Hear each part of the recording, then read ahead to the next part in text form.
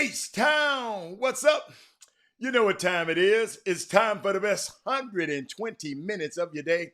The Chop Shop, the nation's #1 urban sports talk show, and also your midday sports happy hour. Yours truly, Robert Hatter, alongside Jim Hicks, coming to you live from Houston, Texas, but we're broadcasting all over the world via Facebook Live and YouTube Live. This Wednesday, Women Rock Wednesday. Let me bring Jimmy in right now. Jimmy, there you go. Oh, I didn't get you. That's all right. I got you. I got to get you signed up in here. Let me get you. Oh, okay. There you go. Come up in the screen just a little bit. But coming to you live from Houston, Texas. But let me tell you something. We're broadcasting live on Facebook Live and YouTube Live. And it's Women Rock Wednesday, the favorite day of the week for me. I love it because we, like every day, we celebrate women, but this day we just put a stamp on it. And today we start, after all the time we do, we always start out with our starting five. The first 5 people that, women today, that sign into the Facebook and YouTube feed, and they are as follows. Let me see what we got. Dale Griggs, Jessica Brooks. Guys, I ain't thinking about you today now. Nissa Ville, Tammy Allen in the building. That's her first time. Let me one more. Sonia Billingsley in the house. But as usual, my 6th woman of the day is Brandy Nickerson. And I like to go down the list to see all the women. Tiffany Saunders, Karen Thomas. Those I love to see when the women. Let me tell you something, women. We got a landmark day for you today. We got a couple of great guests. We got. Jimmy, I don't know if I should let it out the bag. I don't know if I should let it out the bag. But got a couple of great young women that are our guests today. But before the guests come in, I like to share this with y'all. Some things happened yesterday while we were on the show, and while we were going off the show, and I didn't get a chance to address it because I don't. A great figure in my life. So what I like to do, it felt like the world stopped yesterday when I popped up the screen. They was telling me about Tiger was in a car accident. I continue to be shocked and saddened by the news. Really just being a human being, that someone has to go through that. It's a harrowing experience. The experience of a car accident. I don't know if you've ever been in a car accident before. I also feel thankful that Tiger Woods is alive, and these were not life-threatening injuries. I go back to the father-son event a little while back, man, and just seeing the joy on Tiger's face, and he was getting a chance to play alongside his son. Him and his son played in a father-son event that was televised. Unbelievable. Tiger loved being a father, and I feel with him because I love being a father. That's my favorite job I've ever had, is being a father. And that's the first thing I thought about was his kids yesterday. And Jimmy, our guest, just popped in right on time. You know what? And I'm gonna end here, y'all. I just want him to get back to kicking soccer balls with his daughter Sam. And hitting a few golf balls with his son Charlie, kicking the soccer ball with Sam, and that's all. I don't care nothing about no comeback and all that. I just want him to be healthy. Cause Jimmy, when we talk, we get a chance to talk later. I'm gonna bring it up. I've been up and down that street that it happened on numerous of times, and I understand what happened. So Jimmy, what's going on? Our guest is in the green room waiting on us. I'll let you introduce her, and let's get this thing cracking. Getting it cracking indeed, man. Guys, of course, you guys know that with a heavy heart, I've returned back to the Chop Shop. I could not miss the ceremony for Lou Hill on yesterday down in Edinburgh, Texas, at UT Rio Grande Valley. So went down there, flew down yesterday morning, tossed and turned all night before. So got down there, a wonderful service. Wonderful. It was good. A lot of coaches sent video clips in, touching speeches in person from Chris Crutchfield, and of course, and Coach Tony Stubblefield, not to mention others. I mean, great service, man. And I definitely I feel much better, and after showing my face down there. But on to Women Rock Wednesday. Also on yesterday, the announcements were made for the McDonald's All-American game, which will not be held for the second year in a row. Remember, last year's game was scheduled to be in H-Town. It had one this year. I think it might have returned to H-Town again just to pay due. But still, a lot of the selectees, a lot of people, this is the highest, widely considered as the highest accomplishment that an individual can attain during their high school careers. For most in the United States of America, is to be selected as a McDonald's All-American. The girls started their selections back in, I think, in 2002. And as I remember, had I mentioned about a year or so ago, I don't know, remember the current update, but as a year ago, there were more girls selected than boys, and boys had been in existence since 78. I think there was a young man from Bryan High School was the first one out of Texas. Then the following year, Greg Kite was after him. But since 78, think about it. The girls, how many years is that, Hatter? I'm letting you count. I'm working on something. 8, 9, 8. That's what, 24 years? A 24-year head start, and girls has passed up boys in the state of Texas. To add more to that, for you to viewing in the Boom Boom Room, shout out to my people out in the YouTube, shout out to those in Facebook. Let's share the show right now, because without further ado, we have joining us one of the McDonald's All-Americans picks from our yesterday, and it was greatly earned.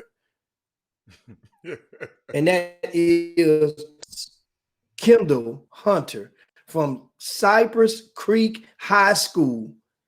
Undefeated Cypress Creek High School. She's committed, and she representing her Longhorns right now. Got her shirt on. Welcome. What's going on, Miss Lady? Hold up, Jimmy. You know I got to get Kendall. This is my niece. Hold on. I got to give her. Hold on. Hold on. I got to get her more than that. You know what I said? That's for Kendall. What's going on, Kendall? Congratulations. What's going on? Talk to you in the chop shop now. Talk to us. How you feel? Just really blessed. I'm still in shock. I can't really believe it, but I'm just really happy. Just happy. Okay. But yes. Y'all, let me set this up for y'all. This young lady and her teammates. This is and tell the other young ladies, don't be mad at me. But Jimmy, we were talking about relationships yesterday. Relationships. I went to watch LJ Cryer work out one day. I didn't know Kendall was going to be in there. So I'm sitting on the sideline, and I'm watching this young girl was just killing the boys. And I mean, she was just going, I'm saying they was going through I'm saying, wait a minute, who is that?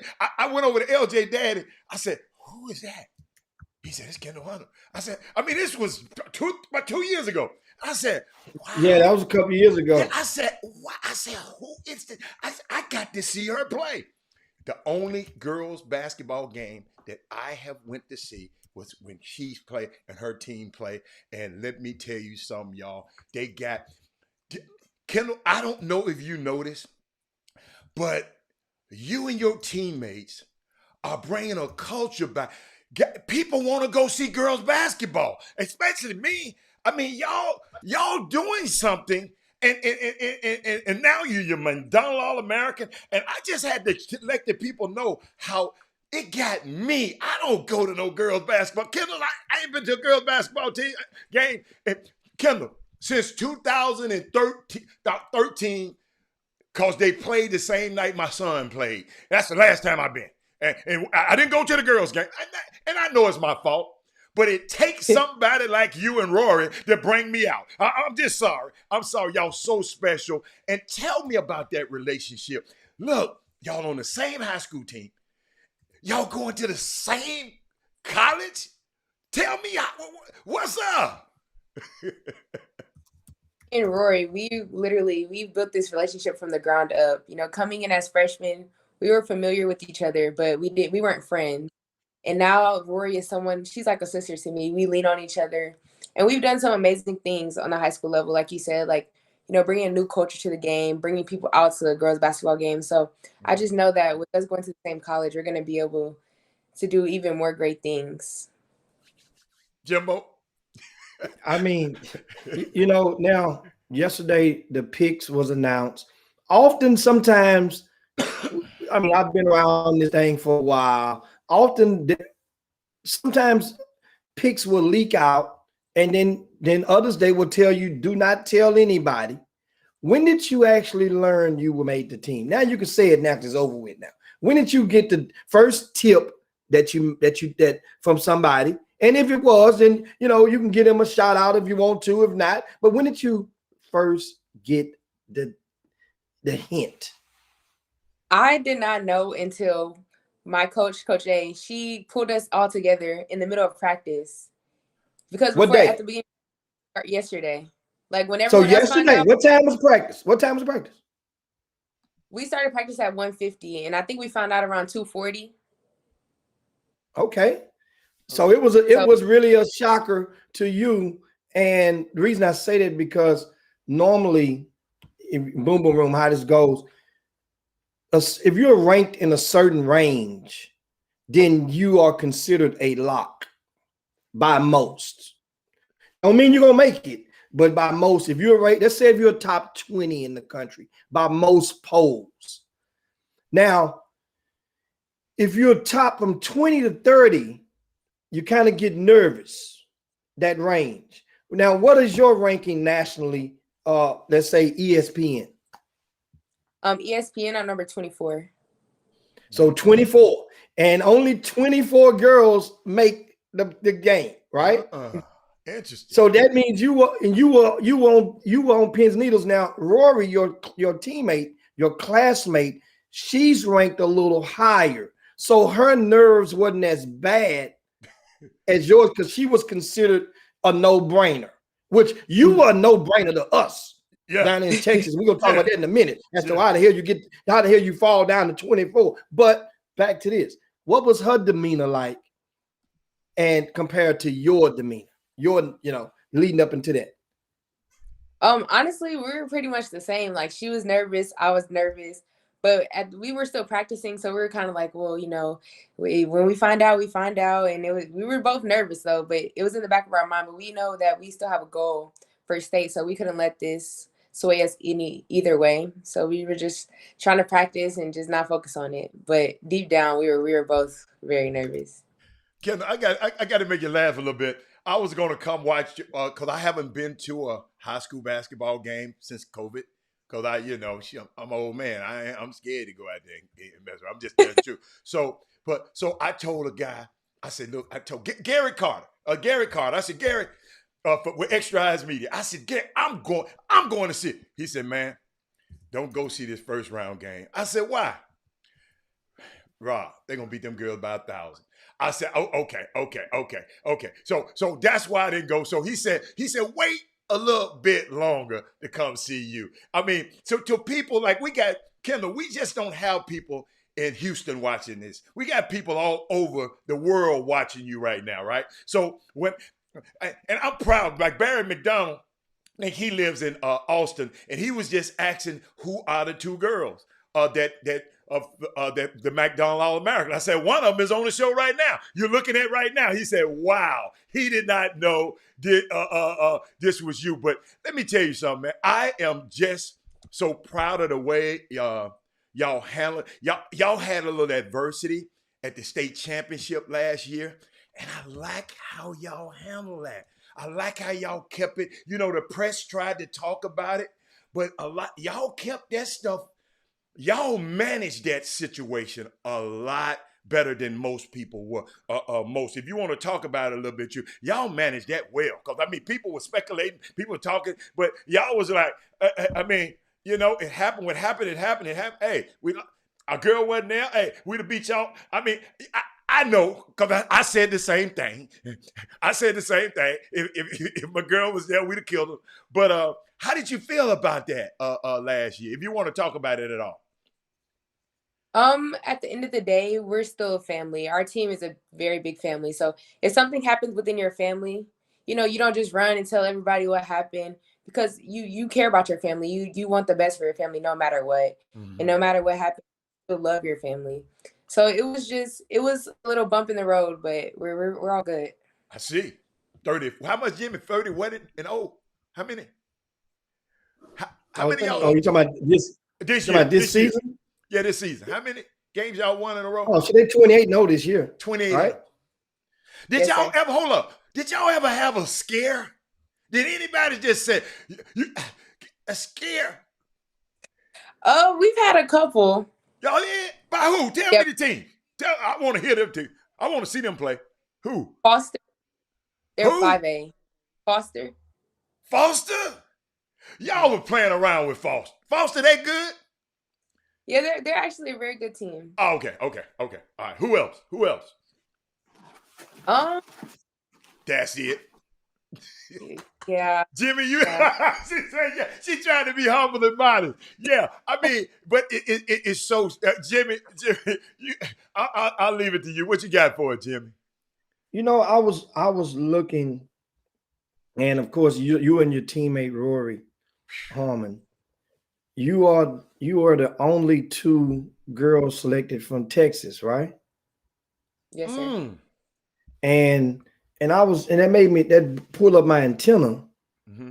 And I'm looking back and in case you didn't know, there's been a girl from Texas selected, I think, every single year. Okay. Every single year they've been in existence. Okay. Every single year there's been a girl selected to the McDonald's All-American from Texas. Mm-hmm. However, this year is the least amount of Texans selected since 2007. Oh, thank God for Rory and Kendall. We got shut out. And Kendall, by the way, if you look on your screen, it should be a little red dot there. If you hit your little red dot, you'll be able to see the comments, because people are congratulating you and saluting you. If you can see it, and you can see the comments. I think you got a cell phone. I don't know if it come up on a cell phone like that, but it won't. Okay, don't worry about it. They got a lot of comments that Kendall, she rocking that KD t-shirt. Salute to Kendall. I'm gonna put some of them on the screen so you can see them. And they just talking. They talking about you. I just want to let you know you got people saluting you right now. You got Texas got new fans now. What else? And go ahead on, Hal. Okay. No. I'm gonna put some stuff on the screen. Some comments. Now, meanwhile, we're talking with Kendall Hunter. She's a 12th grader at Cy Creek High School. And this school, not only is the girls still active in the playoffs, in case you guys understand something, we've had this happen, I think a few weeks ago on the Chop Shop overtime, whereas there was a young man, DJ Richards, who came and joined us on the show, and he's one of your classmates. That's the same school. Same school. So they're still alive in the playoffs as well. DJ Richard came when he joined us. They actually had a game a few hours later.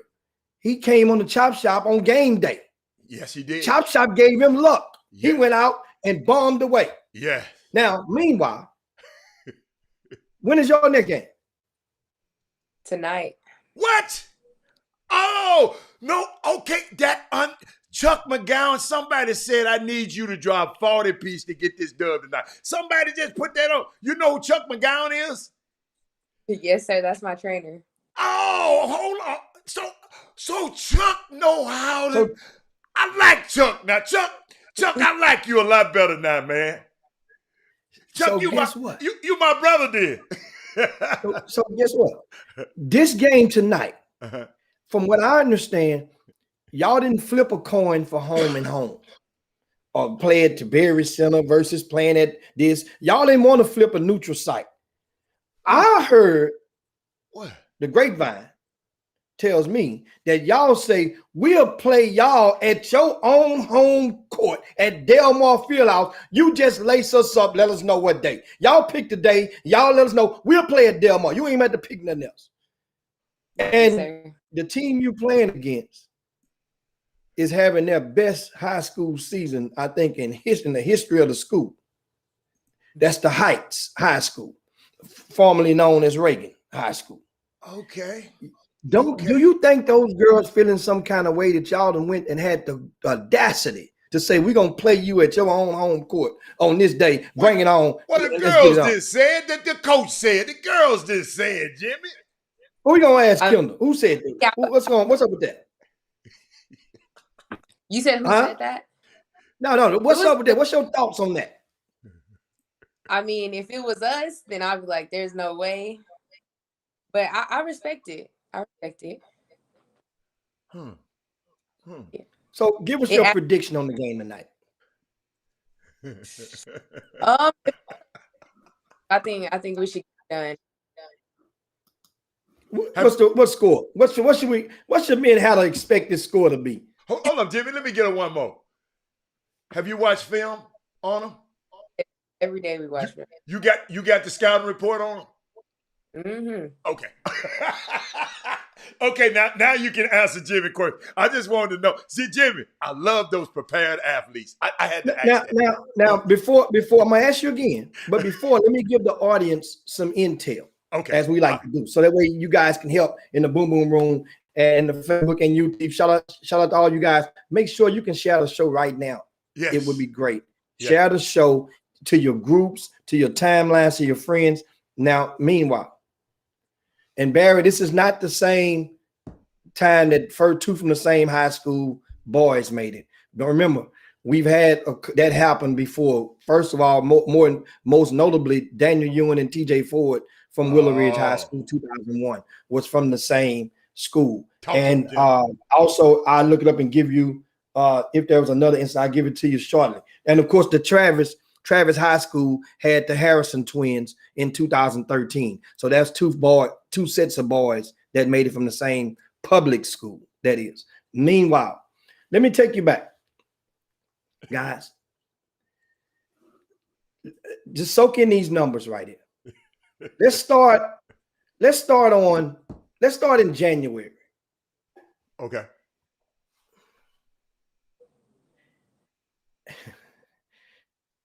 $83-6, 75-15, 92-31.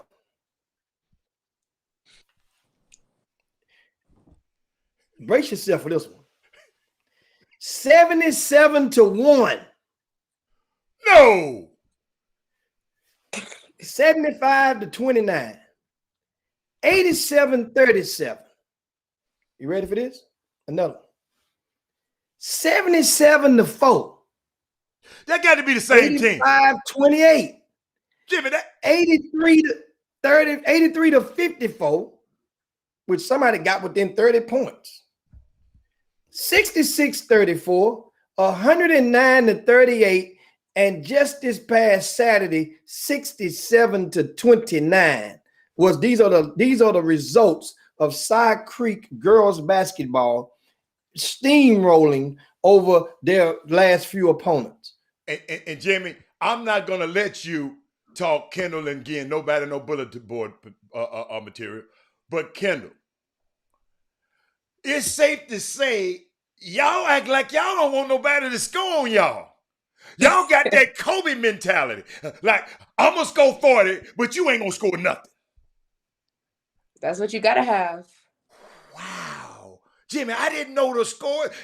I told you, my man told me, Rob, you don't want to go to this game. He said, don't go to that first round game. Don't even waste your gas. I said, wow. But Jimmy, give her a better question, Jimmy. Don't put my kinfolk out there like that, Jimmy. Remember now, there's a reason that upsets are called upsets. Okay.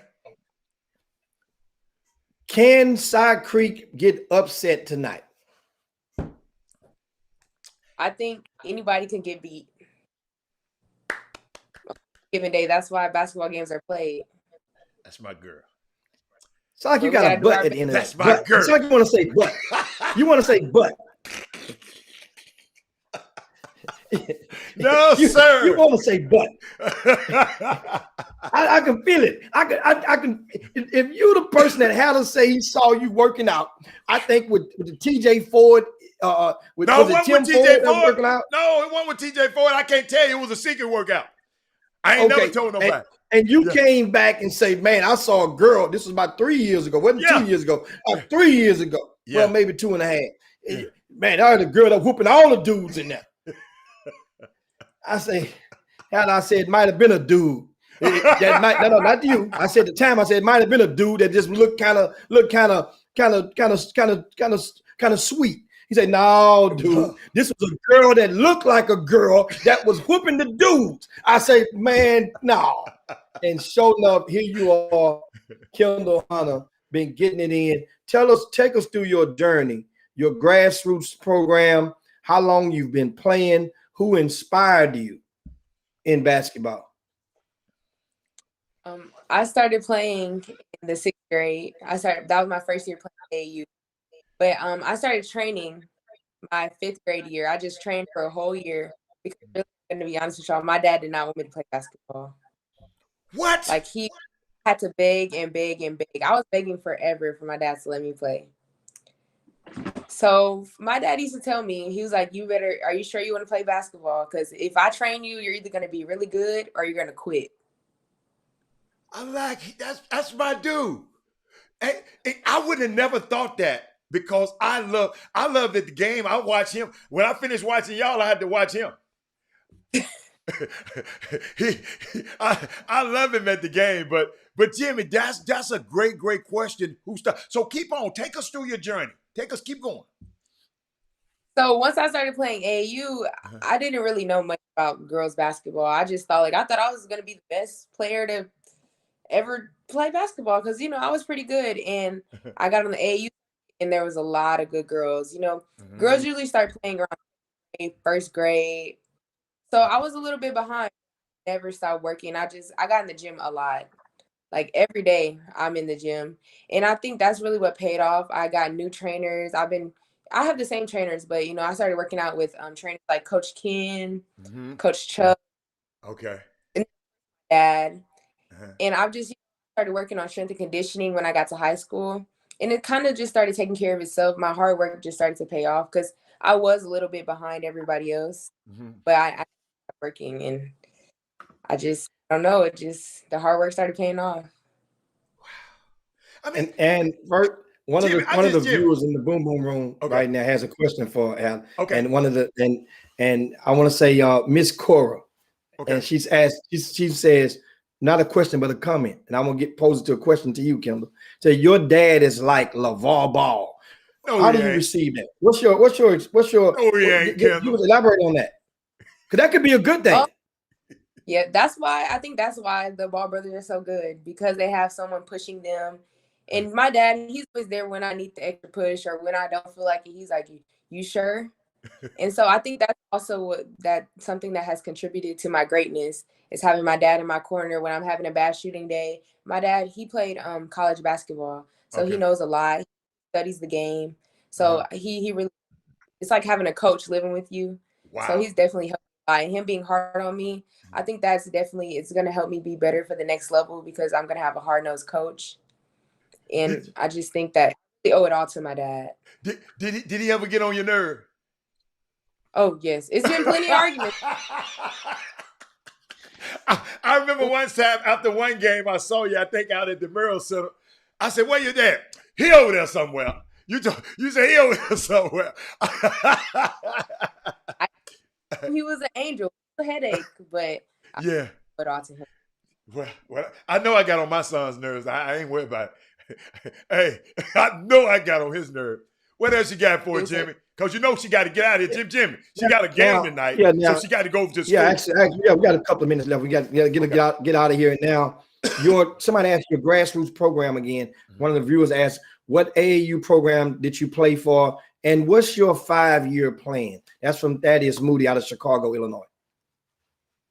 I started playing with Skyrise, and then from there I played with Cy-Fair, and I played with those two teams pretty much my whole AAU career. And then my 5-year plan, of course, I'm going to Texas, and I plan on being there for maybe 3 years, and I'm gonna try and go into the draft or play overseas if God stays the same. So you really like this you want to take this basketball at you're going to ride it till the wheels fall off. Yes, sir. All right, I like that. Now I want to ask you, over at Cypress Creek High School, that high school is located pretty much on the west side of just outside of Houston in a community called Cypress. Okay. Now that community, guys, for those that don't live in Houston, you are the 6th McDonald's All-American on the female side from that district, if I'm not mistaken. And I know back in the days, both of the Uwig-McKay sisters, hell, all three of them probably made the McDonald game. I know Cassie Peoples from back in the days made the McDonald game. That's 4. Can you fill the gaps and tell us give us some McDonald's All-American Cypress ISD history? Who were the others that made it on the female side? You named a lot of them. Kate Reese, the Goomkay sisters, and then there was a bunch on the boys' side. Bunch. Aaron Fox. Yeah, the Aaron Fox was most recently on the boys' side. Absolutely. Now, I want to ask you something, and that is, in regards to this journey. And I know that basketball on the girls' side, and you guys this past year dealing with COVID, dealing with social justice issues, going to a school like at Cypress, which is I think the demographic is pretty much is what do you think? What would you say the demographic is at Cy Creek High School? We're pretty diverse. We're pretty diverse. Honestly. That's why I didn't want to get a percentage, but pretty diverse. So this is an important question. It's not a trap question. What was it like with the student body walking down the halls a year ago, or walking in the halls recently, and before the election, and leading up in feeling certain tensions? Go all the way back to May, when you were ready to I don't remember if school was still in or not, but the COVID was definitely active. And whereas George Floyd got killed, what was the atmosphere like over there? And what is it like for an athlete? Sometimes you might want to speak up, but then, and you just take us there in the mind of a 17, 18-year-old in today's time, being that you're a celebrity status on campus. I just made sure that the people around me, they know what I stand for, and that most of the people at Cy Creek, there wasn't many people who thought that what was going on in the world was right. But I made sure that me having a big, I just made sure that I spoke out. Just people who might not feel the same way that I feel, but let them know how I feel about it and how it should be. But it wasn't really a big problem. Most of my friends, of different races, they stood with me, and they totally agreed and understood. And Kendall, I like to say, Miss Mate Cora, she said, Kendall, make sure you leave them boys alone when you get to college. And Kendall, and another thing, Kendall, because a couple of guys, because when you said you going pro after 3 years, and they don't understand it's possible to graduate within 3 years. And I know that's what you were thinking. So I answered the question for you, because they were saying, well, what about the degree? She going to get a degree in 3 years. She know what she doing. And she going to summer school, each one to both sessions. So guess what? She gonna be all right. So I just wanted to, but you know what though? I'm so proud of you. I can't wait for the game tonight. And Jimmy, if you got one more question, if you got another question, because I want Jimmy, you know I'm a stickler for time. I know she got to be somewhere. I want to get out of here. And you just let me know, Kendall, when you ready to go, you got to go. Okay? You're hey, I want to get that dub. Did your team ever during that phase a year ago, did y'all ever consider, or was there a conversation, did the district implement policies and say, hey, no this, no that, no taking a knee, no, did you guys collectively do anything? We take a knee during the national anthem every game. Oh, okay. And how has that been received at the school? Do you think just because you're 28-0, people tolerate it? What if you were 0-28? I don't think it really has much to do with our record, but it's what we believe, and we're just trying to bring light to the racial injustice. And we haven't had many problems with people feeling a certain way about it, because we kneel, but we're still respectful. We don't talk. We have our hand over our hearts. Mm-hmm. So it hasn't really been a big issue. Our school stands 100%. There was no fighting or tussling about it. They understood and they were fine with it. Because in the WNBA, it was prevalent. The before the national anthem and their fight against social injustices. So were you girls inspired from the WNBA, from the professionals? And how so? Just seeing the people, that's where we want to go. And so for them to be bold enough, they have a lot more to lose than us. Honestly, they have sponsorships and shoe deals and all those type of things, fan bases. And for them to be able to, they feel so strongly about it that they can kneel and put losing all of their stuff in jeopardy. I feel like we should be able to do the same. And Kendall, you just made me think about it when Jimmy went to that line of questioning, and you talked about in the future wanting to play in the WNBA. What's so unique? I was thinking about how powerful the women of the WNBA are socially and politically active. They were so active, Kendall. I don't know if you were sure or knew about this, about the campaign with Reverend Warnock. The owner of their team, Kelly Loftus, she owned the Atlanta Dreams. They went against their owner and said, because she started talking negative about Black Lives Matter and all that kind of stuff. And they started wearing vote for Warnock shirts, the Atlanta Dreams. Do you know he was polling at 9% before they wore that shirt, and now he is the senator, a state senator, first Black state senator ever from Georgia, because women like yourself, in the future, you're gonna be one of these women, and guess what? You're gonna be inspired to do more. What do you think about that? Think about it. You're standing on their shoulders. Now you got to go do more. What do you think? The quote, much is given, much is expected. So I feel like for them to be able to do that, and I don't think that in the older days, we didn't realize how powerful we were, women and people of color. So just to show that, like, we can, just a basketball team, speaking out and, trying to use their platform, they turned it around. So I just think that it's really amazing to show how much people care about basketball and care to, watch, take note, and they're actually bringing light to make change. And that's the only way things will get better. Unbelievable. Somebody just sent me a picture of y'all kneeling. I wish I could put it on the screen. Really? I'm gonna try to put it on the screen, but before you get out of here. Now I want to ask you, going to University of Texas next year, and one of the things that the pandemic yielded was the NCAA is permitting all players to receive an extra year to return if they are welcome back. And so with that, and it's knowing know that it's going to create a backlog. And a team like UT is still kicking a little butt. They think this season. What's the trajectory? What's the plan if everybody can come back next year for you and Rory as freshmen? What's the expectations now?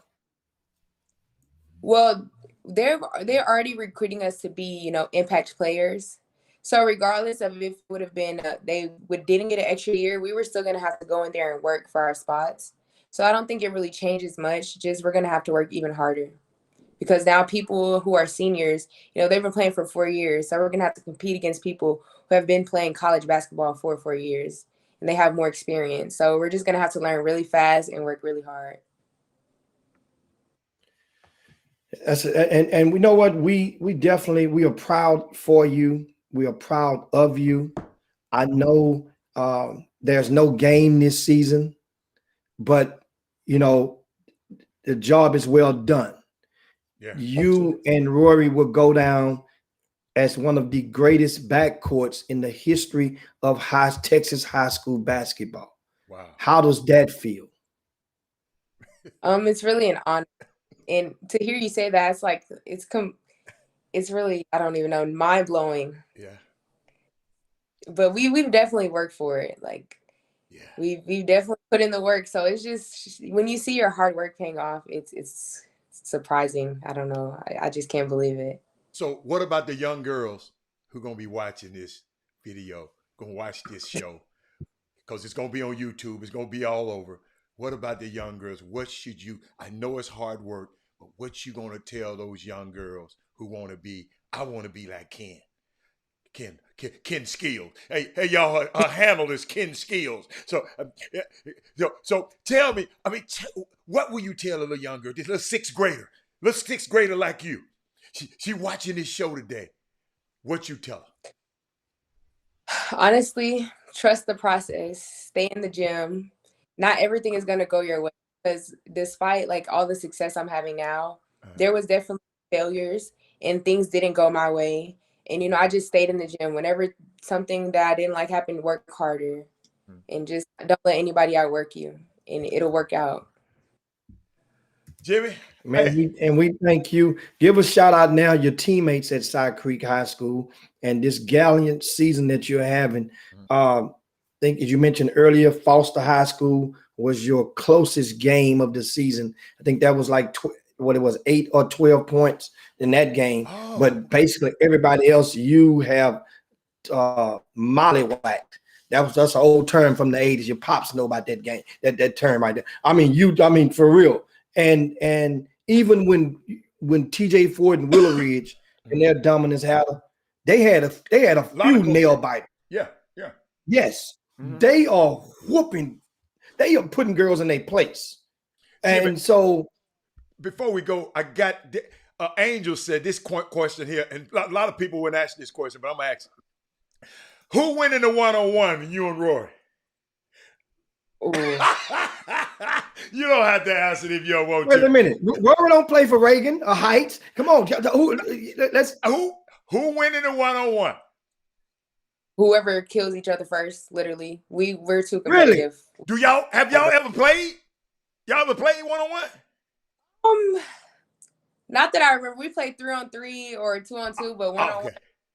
Competitive. Who team win? Who team win when y'all play 3-on-3? It's kind of a toss-up. We both win.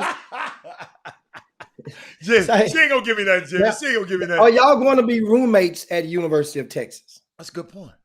I'm actually not sure of that, but I'm probably. I think so.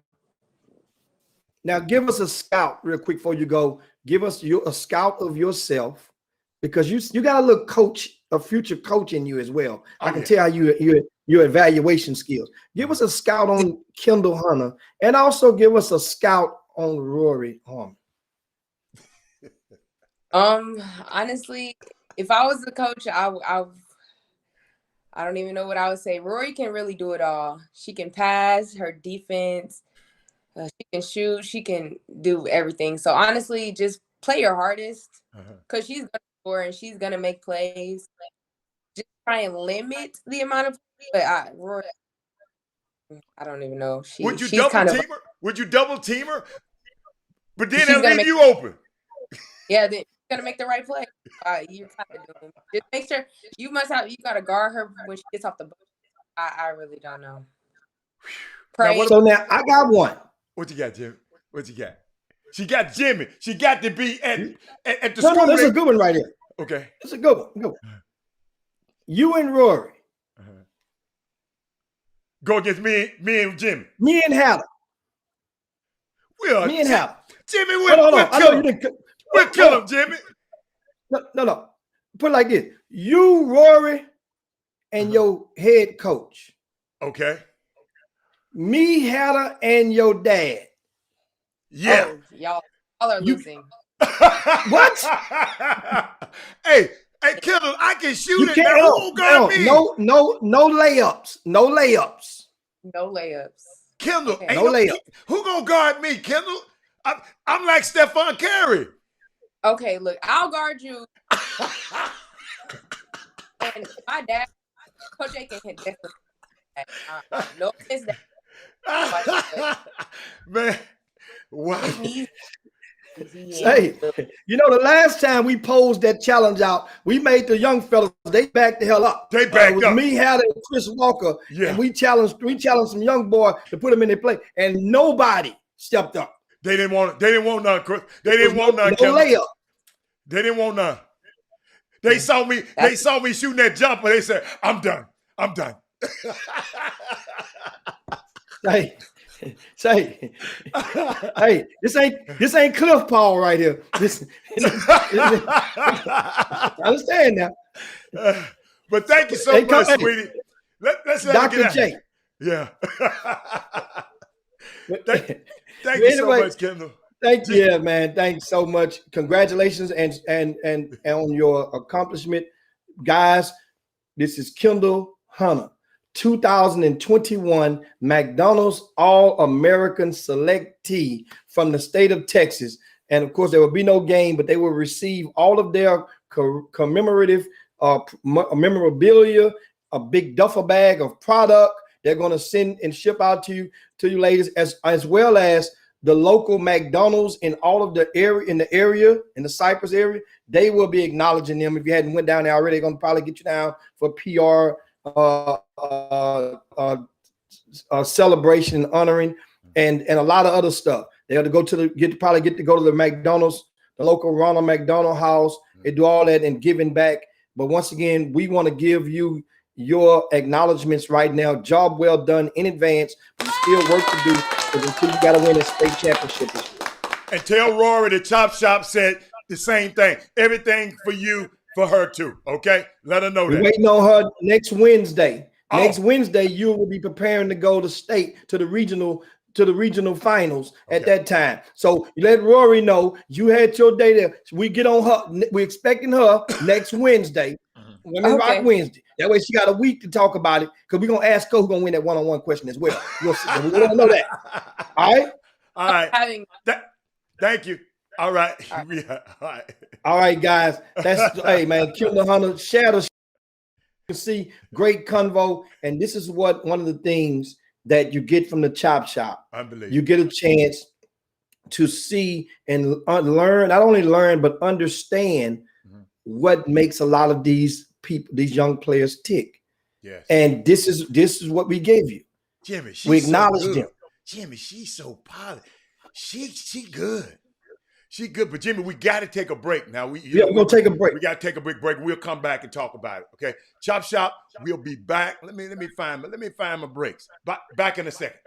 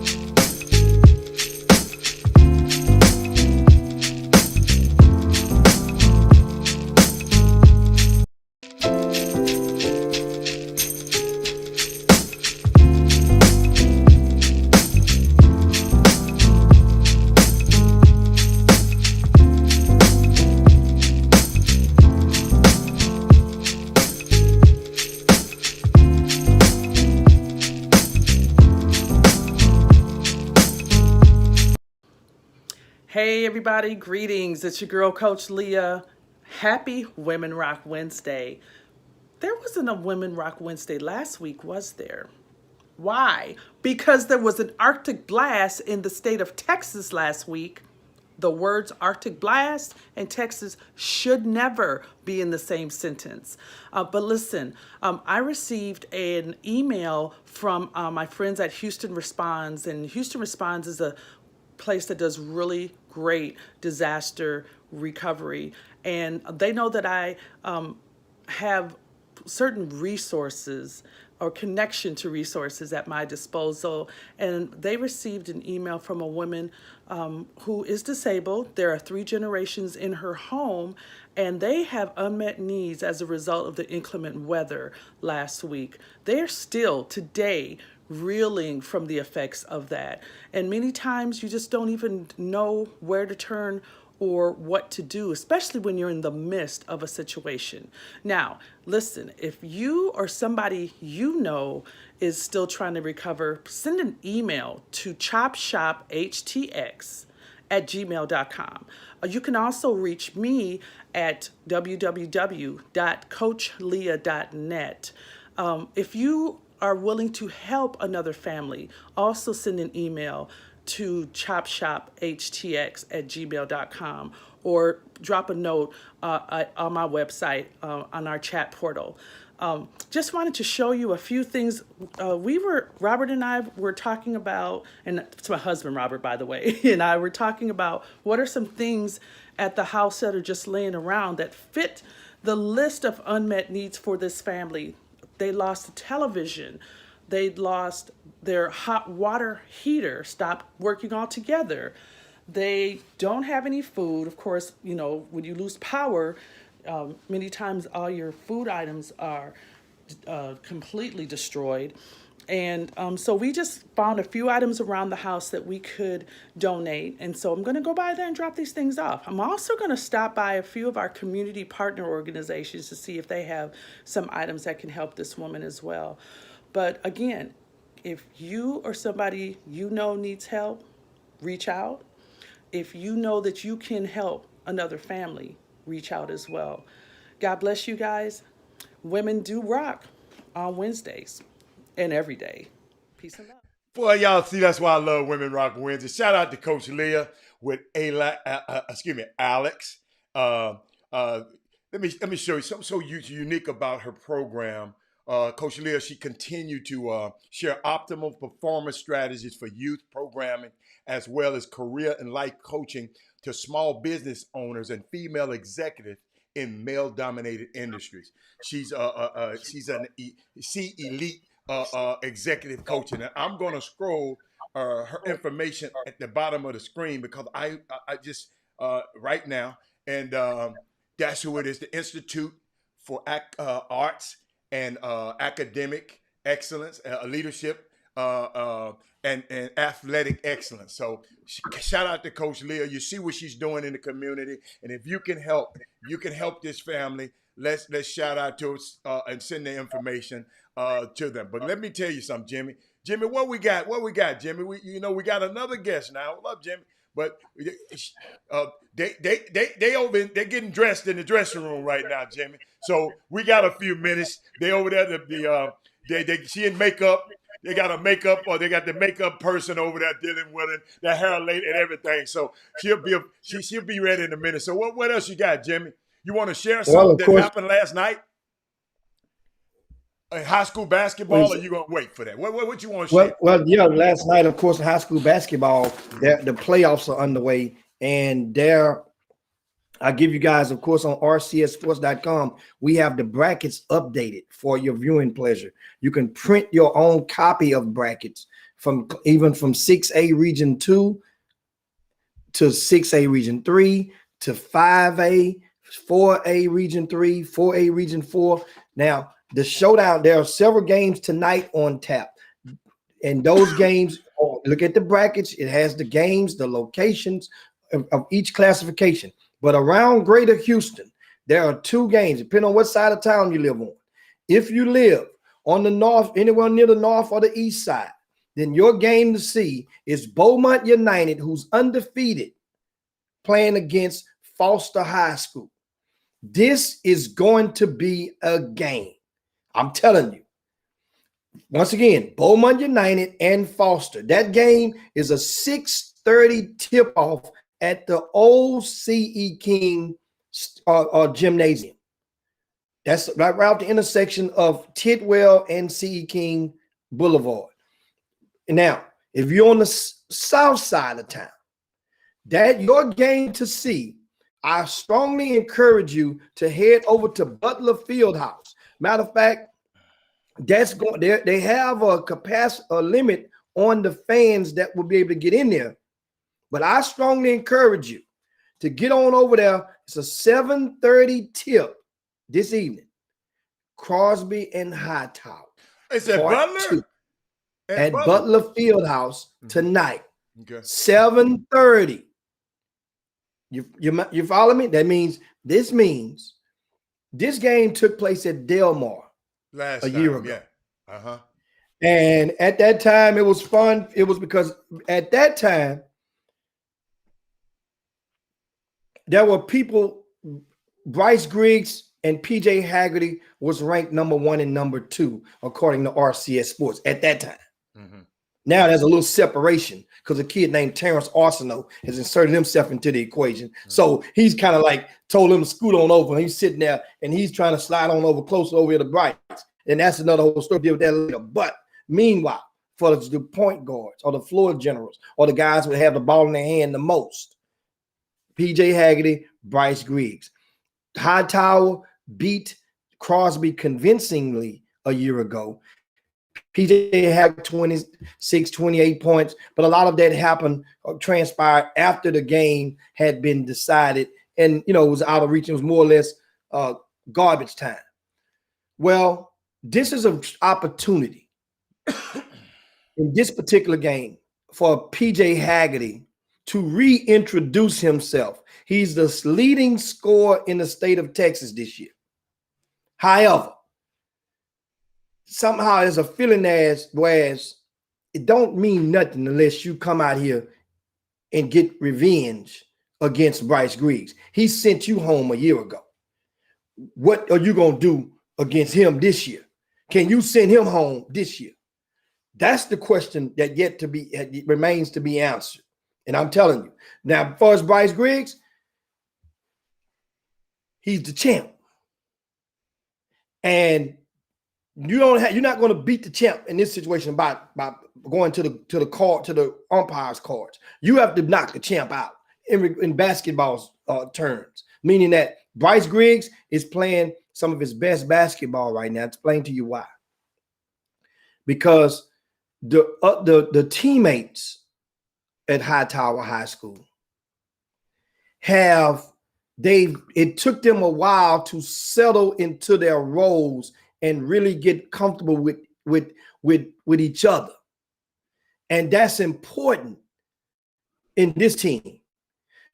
Early in the season, Hightower, I think they didn't see the scrutiny. The scrutiny came hard from the left and from the right, meaning that they lost to Atascocita their first game, right, Hal? Then they turn around and lost to Atascocita first. Then I think, who was that other game? Shadow Creek. Mm-hmm. Second. Mm-hmm. You lost to Atascocita and Shadow Creek. Two of the best teams. How many public schools in Houston can beat Shadow Creek and Atascocita in the same season? Not many. So those losses weren't like you were supposed to beat them. And I think it took a while because people start to question at the time, well, what are they going to do? Is Hightower, they're not good as they were a year ago. Let me tell you something. One player on this team that honestly for me, even though we gave him a fair share of ink on RCS Sports, probably could have done more this season. Tyrone Baker. Quit acting like Hightower only has one player. This ain't Gladys Knight in the Pips. This dude, Tyrone Baker's going to Georgia. This dude, Tyrone Baker's the best big guy in the city of Houston right now. It mystifies me how people go in and say, well, man, that's Bryce playing Bryce. Yeah. They playing Bryce Green and Tyrone Baker. That's what I'm trying to get at. This duo is good enough because Georgia is in the SEC. Mind you, I don't expect Tyrone Baker to go into Georgia and play a whole lot next year because everybody comes back another year in college. But this dude, Tyrone Baker, has the tools and the skill set, and he's just scratching the surface. They're gonna get him stronger. They're gonna get him. He's gonna get it. He's gonna get a lot more skilled. He can block shots. He can rebound, and he can score the ball, and he can stretch the defense out and hit the three. Top of the key. If he's wide open, he's shooting it. And one thing you didn't mention. So here's my thing. One thing you didn't mention, he got a hell of a motor. Got a hell of a motor. He runs that floor like a deer. Hell of a motor. Run that floor like a deer. And so why do you think people always constantly are saying like they're mentioning? Think about it. When you mention the word Hightower, you're saying Bryce Griggs. Understand? It's Bryce Griggs. Jimmy, you got to. But then if this kid Tyrone Baker played on any other team in the city, what if people ain't never seen him play? So when Hightower, when people say Hightower, Tyrone Baker's name is not synonymous with Hightower. Bryce Griggs' name is the Hightower. So I understand what I mean. Come on. When you mention Golden State Warriors, James Wiseman is good, but Stephon Curry is you talking about. James Wiseman just got here, so of course, I understand people saying that's still. If you now locally, nationally, everybody know who Bryce Griggs is. They don't know who Tyrone Baker is. He ain't. Georgia just gave him a thing, but they don't know yet. In this city, in Houston, when it comes to the basketball community, in the basketball circles, of course, Tyrone Baker moved from Florida. He moved here. He's not the first or the last. He's not the first to come to Hightower and play 1 year. Hell, DJ Augustine did that back in 2006.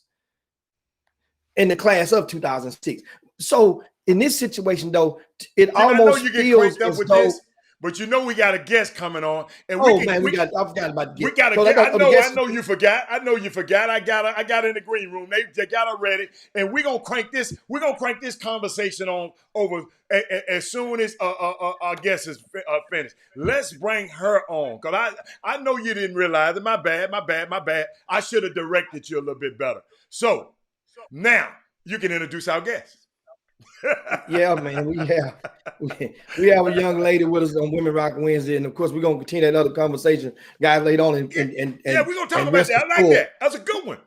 Just bookmark that. We got a combo now. Yeah, with Jada Morrow. And she will be attending. Get this, Penn State. What is it? Greater Allegheny. Say it for us. Hold on, baby. I hit the button too quick. Greater who? Allegheny. Oh, Allegheny. Jimmy. Yeah. Allegheny is a city up in Pennsylvania. Okay, I got you. I got you. What's up, Jada? Because we talked about Let me tell you something. Y'all, I got to tell y'all this story about Jada. You know, because this is close to my heart. Dad emailed me and asked me about her, and I told him, okay. So what I did, Jada, I can tell you, I got a friend of mine that his expertise is in women basketball. You follow me? So I said, hey man, here's the dad number. I need you to find out. I need to get this young lady into school. Okay? And usually when I tell him something like that, Jada, I can just go and relax. Guess what? He never called me back. And it just slipped my mind. And guess what? I'm going to show you how God worked. The next thing you know, your daddy that popped up and said, oh, she going to Penn State, Allegheny. So guess what? It worked, but you know what? It taught me a valuable lesson. that when I even place something in somebody's hand again, I'm gonna make sure I usually do what I do. I'm gonna follow up on it. But I'm just so glad that you persevered, and I know you're excited. Have you had a chance with this COVID protocol? Have you ever had a chance to go up there yet? Actually, no, Okay. because I actually took a gap year for Okay. COVID because I attended. Yeah, I attended Fish University, but that is a big story behind it. Wait a minute, hold up. Fish University in Nashville? Yes, Fish University. Mm-hmm. I'm from Memphis. A lot of friends of mine and family went to Fish, Al- girl. Oh wow. Alex, Yeah. Alex, Alex, she ain't asked you where you from. Okay.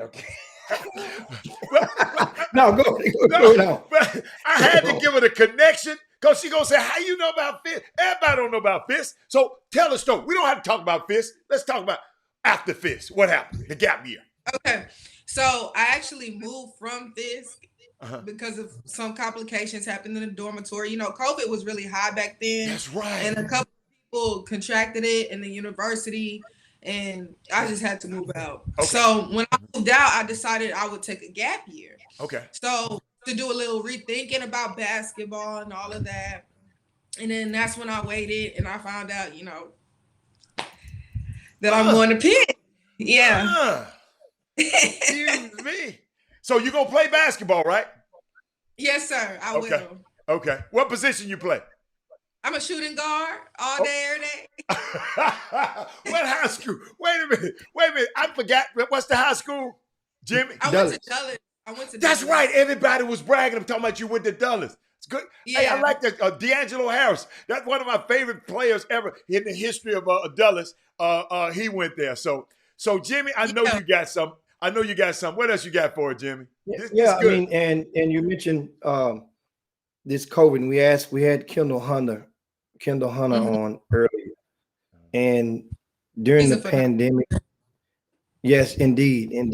And I want to ask you some questions about her in a second. But you as a freshman going over to Tennessee, attending Fisk, and last year you guys experienced not only the pandemic, but at the end of I think school had let out when George Floyd, the tragedy transpired. How did you, as a young teenager, receive the George Floyd and what happened in our country immediately, shortly afterwards? You know, as far as the social injustices and the way that the stances that people took leading into the election. What was your mindset? I was actually in shock because at the same time I was surprised, but at the same time I wasn't, because these things keep on happening and keep on happening. So I was really asking myself, when is this gonna stop? Me and my family were devastated. My family actually went and marched. Well, I think I was training. Oh, okay. I was training, but they actually marched out there and they were protesting for him. I wish I was there to do it, but I wasn't with them, unfortunately. But yeah, that was very devastating for me and my family. Wow. Jimmy, I know you got to follow up. Yeah. And you said the devastation, and you see now, did you register to vote last year? I actually did, because I don't know much about voting. So my parents had to sit me down and explain. I was still a little bit confused in the poll too, but I tried my best to focus in and hone in on who I wanted to be in control of this nation. Right. And Jada, and do me a favor. Study it a little bit more, especially you young people. I mean, it might be a time that you might want to come back to Houston and run for something. We got to start getting people like you, young people like you, and your counterpart. If we don't like the system, let's infiltrate the system. You follow? Right. You know how people sit back and say, well, I'm gonna let them do. No, I don't want to vote. No, let's infrastructure. Let's get enough Jada Morrows. Let's get enough Kendall Hunters. Let's get some little Robert Hatter the fourth and a lot of Odysseys. I mean, get a lot of y'all in positions of power. And that's how we make change. We can't expect nobody to change it for us. And that's I would love for you, Jimmy, I'm glad you brought that up. I would love for you to go on a quest of just understanding civics a little bit. Just go to Civics 101 and just say, how does this country is controlled? Locally, statewide, and federally. And if we get enough of y'all in there, guess what? Things will change. So I just wanted to add that. I'm glad Jimmy had that question. We get enough. And Jimmy, first thing he asked you, did you vote? And guess what? Get your friends to vote. Right. Get your peers to vote. Yes. Right. And Jimmy, also my sister, come on. You got something to say? No, you. It's on you. I'm sorry. Yeah, so I was gonna say that, my sister went to Howard University, and my mom is a big advocate for, getting the Black community together. Okay. And everybody together. So my sister was very enraged, because she goes to a prestigious, she graduated from a prestigious university. HBCU. Wait a minute. Yeah. That's Kamala Harris' alma mater. Correct. Yes. Yeah. Right. So, yeah. That's awesome. Jimbo, what you got? Yeah, and so now moving forward, we mentioned you voted this past, it was your first election cycle, obviously, that you voted in, I would assume. Did you find yourself relationships being hindered, unhinged as a result of leading of your friends or yourself displaying your views on one of the candidates or picking sides going into this election? This was a very stressful election. You're young, just got submerged into it. This was arguably one of the most nervous elections, from what I'm asking other people, that we've had in decades. Mm-hmm.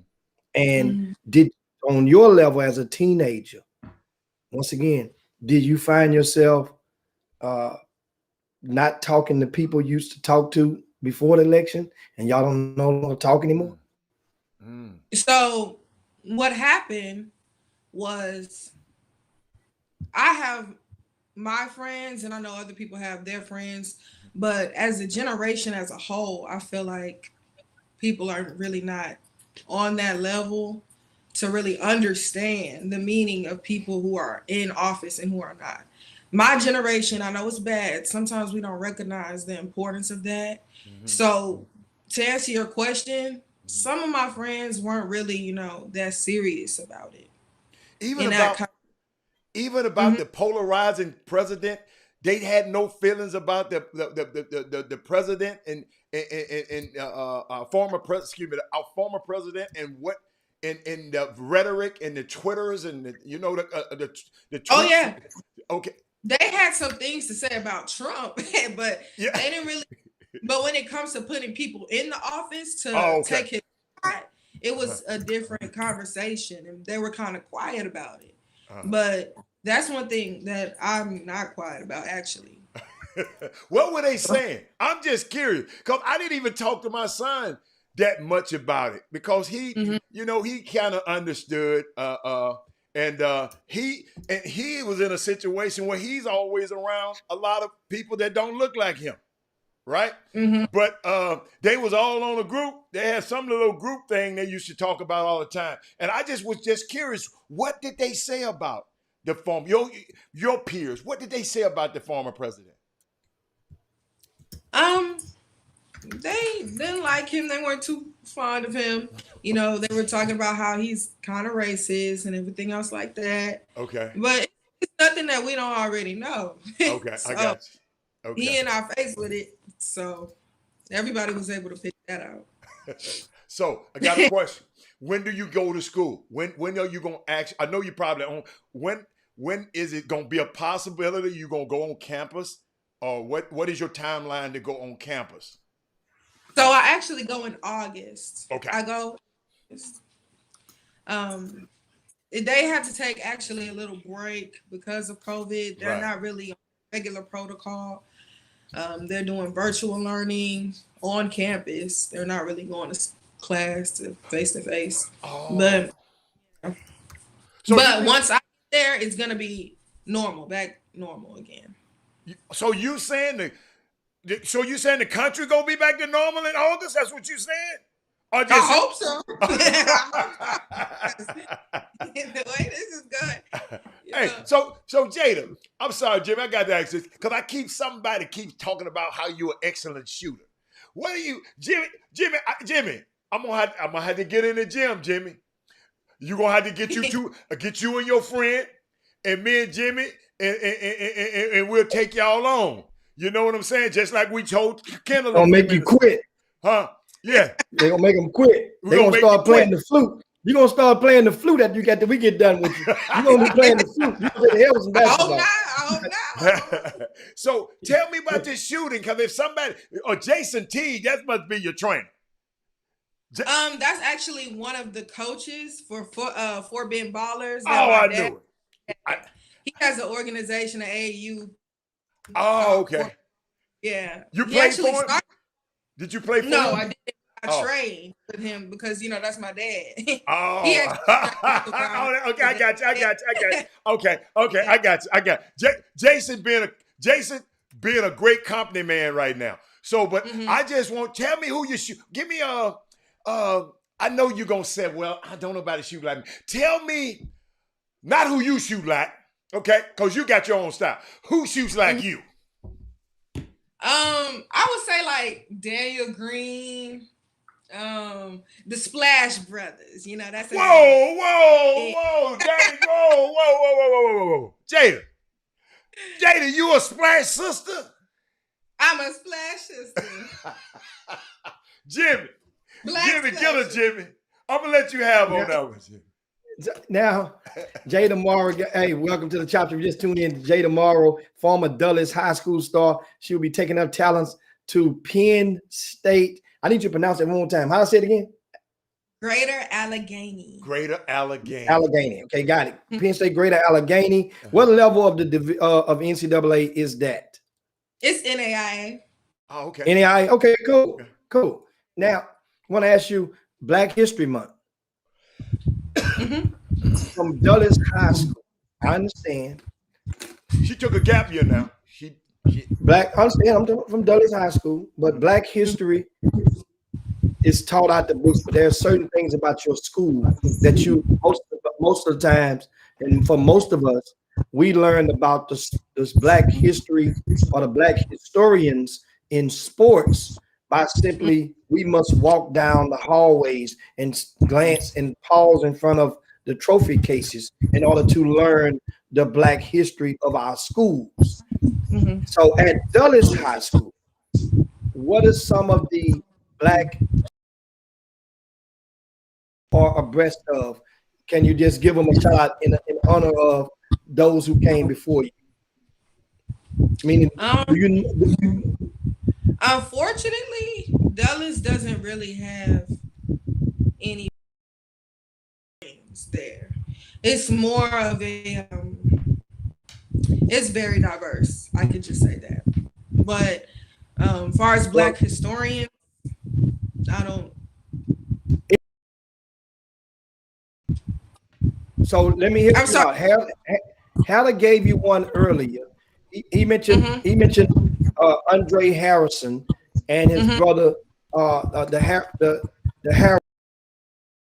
In girls basketball, you had Kelsey Bone. She was the number one player in the country. Number 55. Yes. Number 55. Yes. So they don't have her stuff laying in the hallways at Dulles High School. She was number one player in the country. Then Brittany Griner.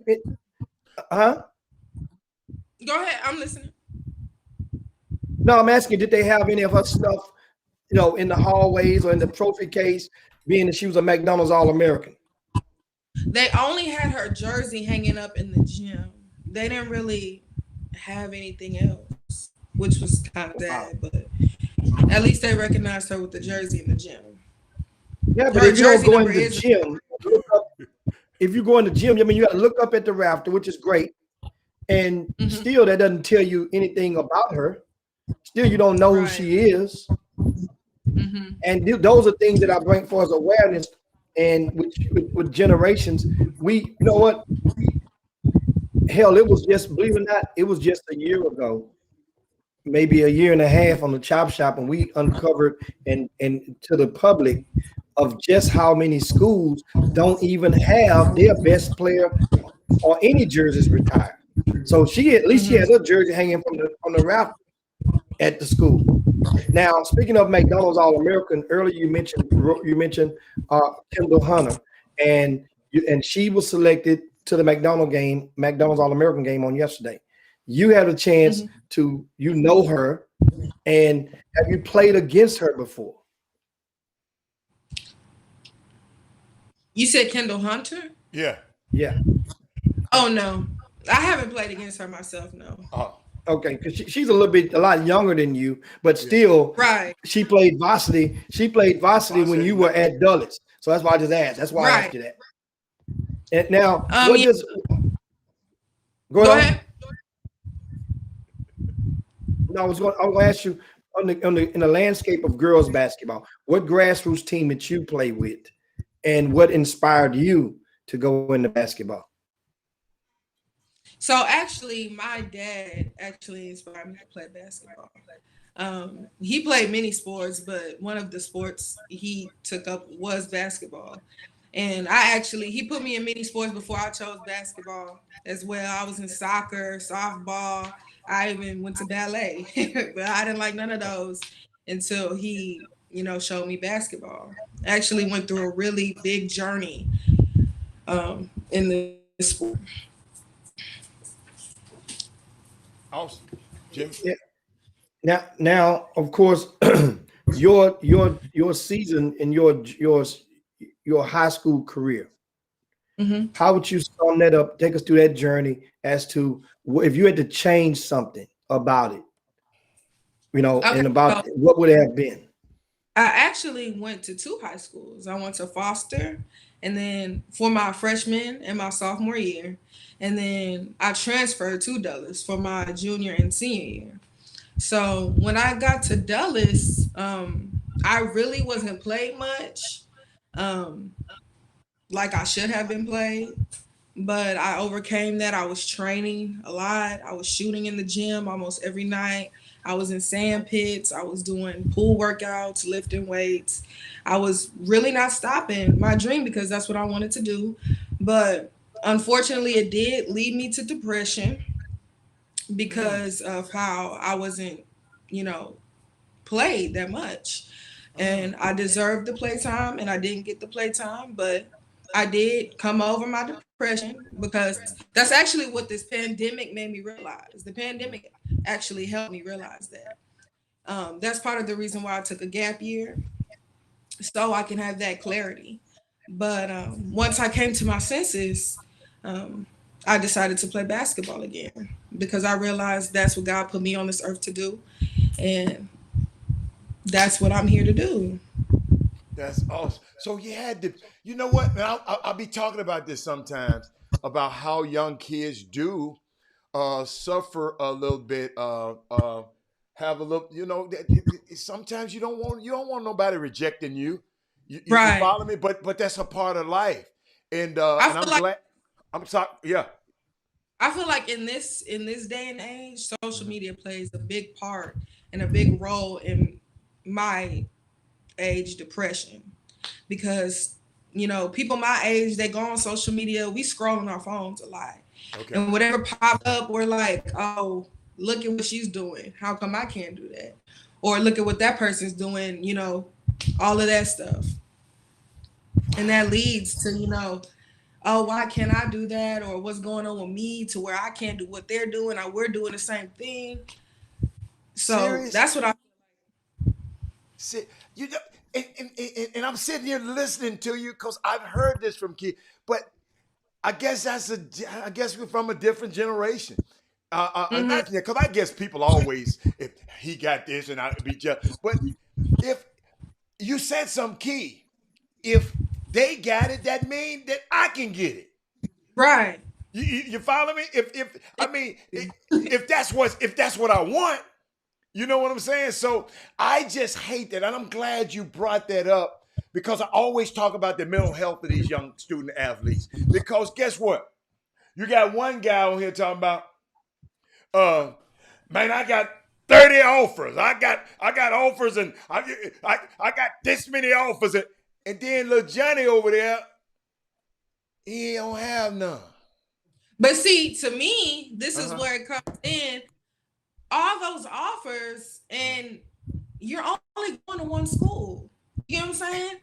But does that so make it's like I'm glad, I will root for you, you know what I'm saying? Right. But it only comes down to one school, and you only take your academics to one school. So all of that's good and fine, but you always got to choose one school. It always comes down to one school. But Jada, that's common. That's normal thought. But some people get so why would people be jealous because he got 30 offers, D? Some people get depression. Why? I don't know. Maybe because they're not getting the same exposure that other people can get. I know that's what happened to me. I didn't get as much exposure as I should have gotten. Okay. And I feel like that's a big portion in making a transition from high school to college. Jimmy, I know why do you feel you didn't get the exposure that you should have gotten?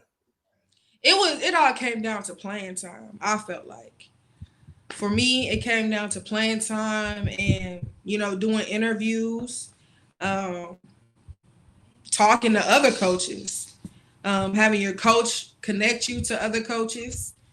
That's, all exposure that I feel like every basketball player needs to succeed. So I remember you saying something about you wasn't getting the right playing time you wanted, right? Mm-hmm. Don't you know the coach, right? Whoever the coach was, right? Don't you think the coach was going to play the best player? So you saying the coach saying, Jada is one of my best players. I'm just ain't going to play Jada. I'm just tell me, help me with that one. During that time, our team was fully loaded. Like, we had shooters, we had slashers, we had people that would, do a whole bunch of things. And I also think politics too. That happens a lot in high school as well. Okay, what you mean by politics? What you mean? Politics were some parents on the team, do this and that, politics. So what's in that? What's this and that? I ain't gonna Hey, Jada, don't mess with him, Jada. But what's this and that you talking about? Well, I mean, what do parents do? You got to help me. Jada. I'm glad you said this, Jada, because I got a personal experience. People used to say my son was hold up. The only reason he's so good, you got to hear the words. The only reason he's so good is because what his daddy do. Right. They didn't say he was bad. They said the only reason he's so good, they was mad that he was good. Just because your daddy is something don't mean you're going to be good. But then on the back end, though, it all relies and it comes down to the player. Because whatever you do on the court, I mean, you can't go against that. Whatever you produce on the court is the way the game goes. So if you don't produce on the court, you're going to get taken out. If you produce on the court, you're going to stay in. Okay. But if that gets messed with, though, that's where the discrepancy lies. If I'm producing on the court and then I get taken out, then you got to look like, what's going on. So I just want to know but Jada, I know if you want to move on from that question because Jimmy got me. See, I'm I want to move on. Yeah, okay. She don't want to Jimmy. I was about to channel my inner Jimmy. She don't. But Jimmy, have you ever heard of parents doing extra favor for the coach? Absolutely. What? Absolutely. Hey, And Jada, with a lot of the parents, when they're doing the extra favor, a lot of times looking back on my studies, is that many of them don't consider, they're not looking at it from that side of the fence. They're looking at it as I'm trying to make and provide an opportunity for my kid, the best opportunity that I can get, or to get them the best advantage that I can give them. Because I know as a parent, this is a cruel, sometimes favor ain't fair. Mm-hmm. So a lot of parents are looking at it from that angle. I got you. But from the other side of the mirror glass, like you go in the dressing room or whatnot, and it's favors. And that's the acronym politics is used in it. And that's when people get animosity. Man, I ain't playing no politics. I'm not doing that. But at the same time, you mean tell me you wouldn't try to get an advantage for your son?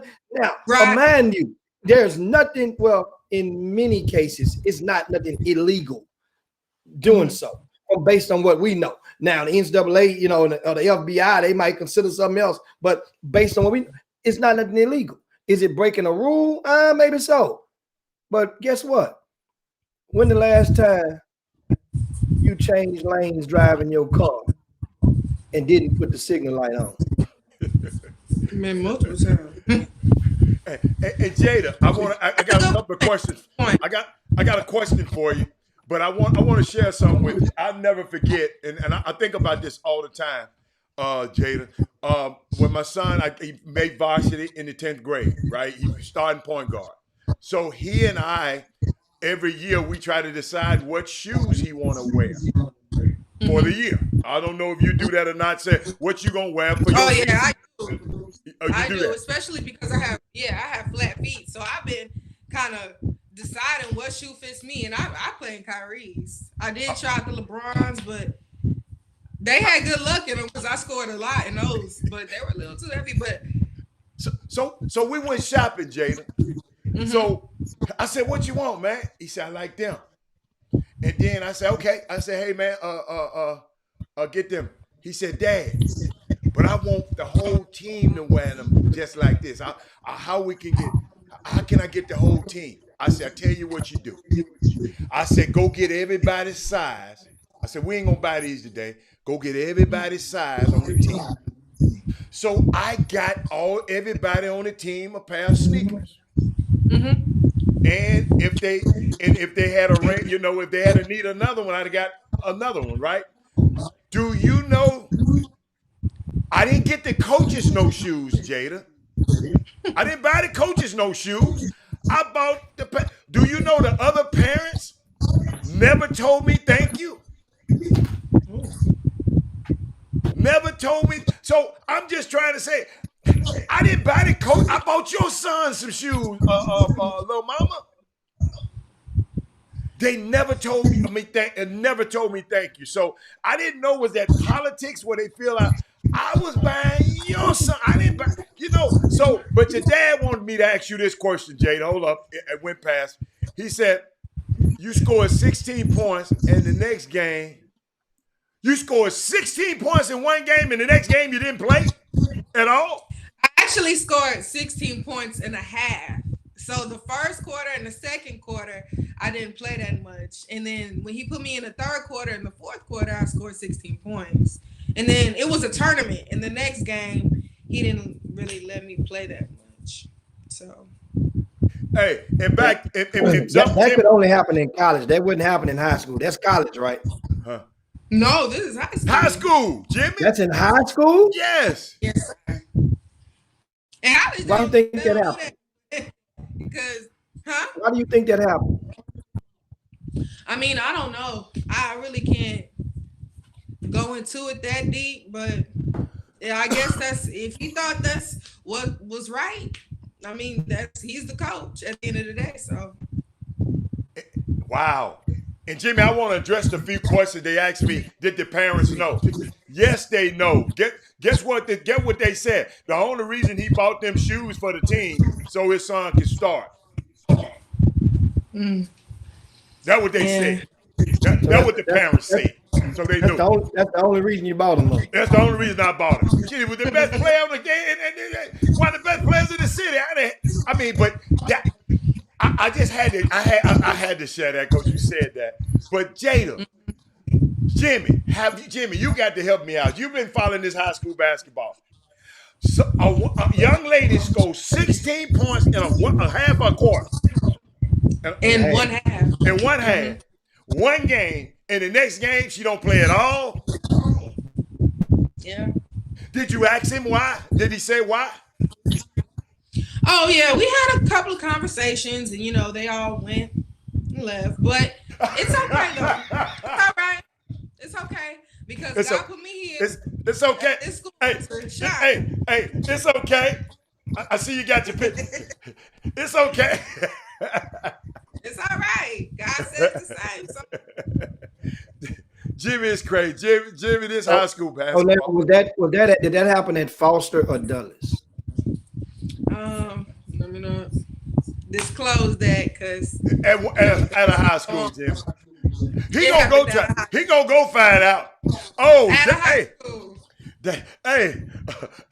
Perry Mason. Now I got a question. Now tell me this: being that you've been out of high school for going almost 2 complete terms, a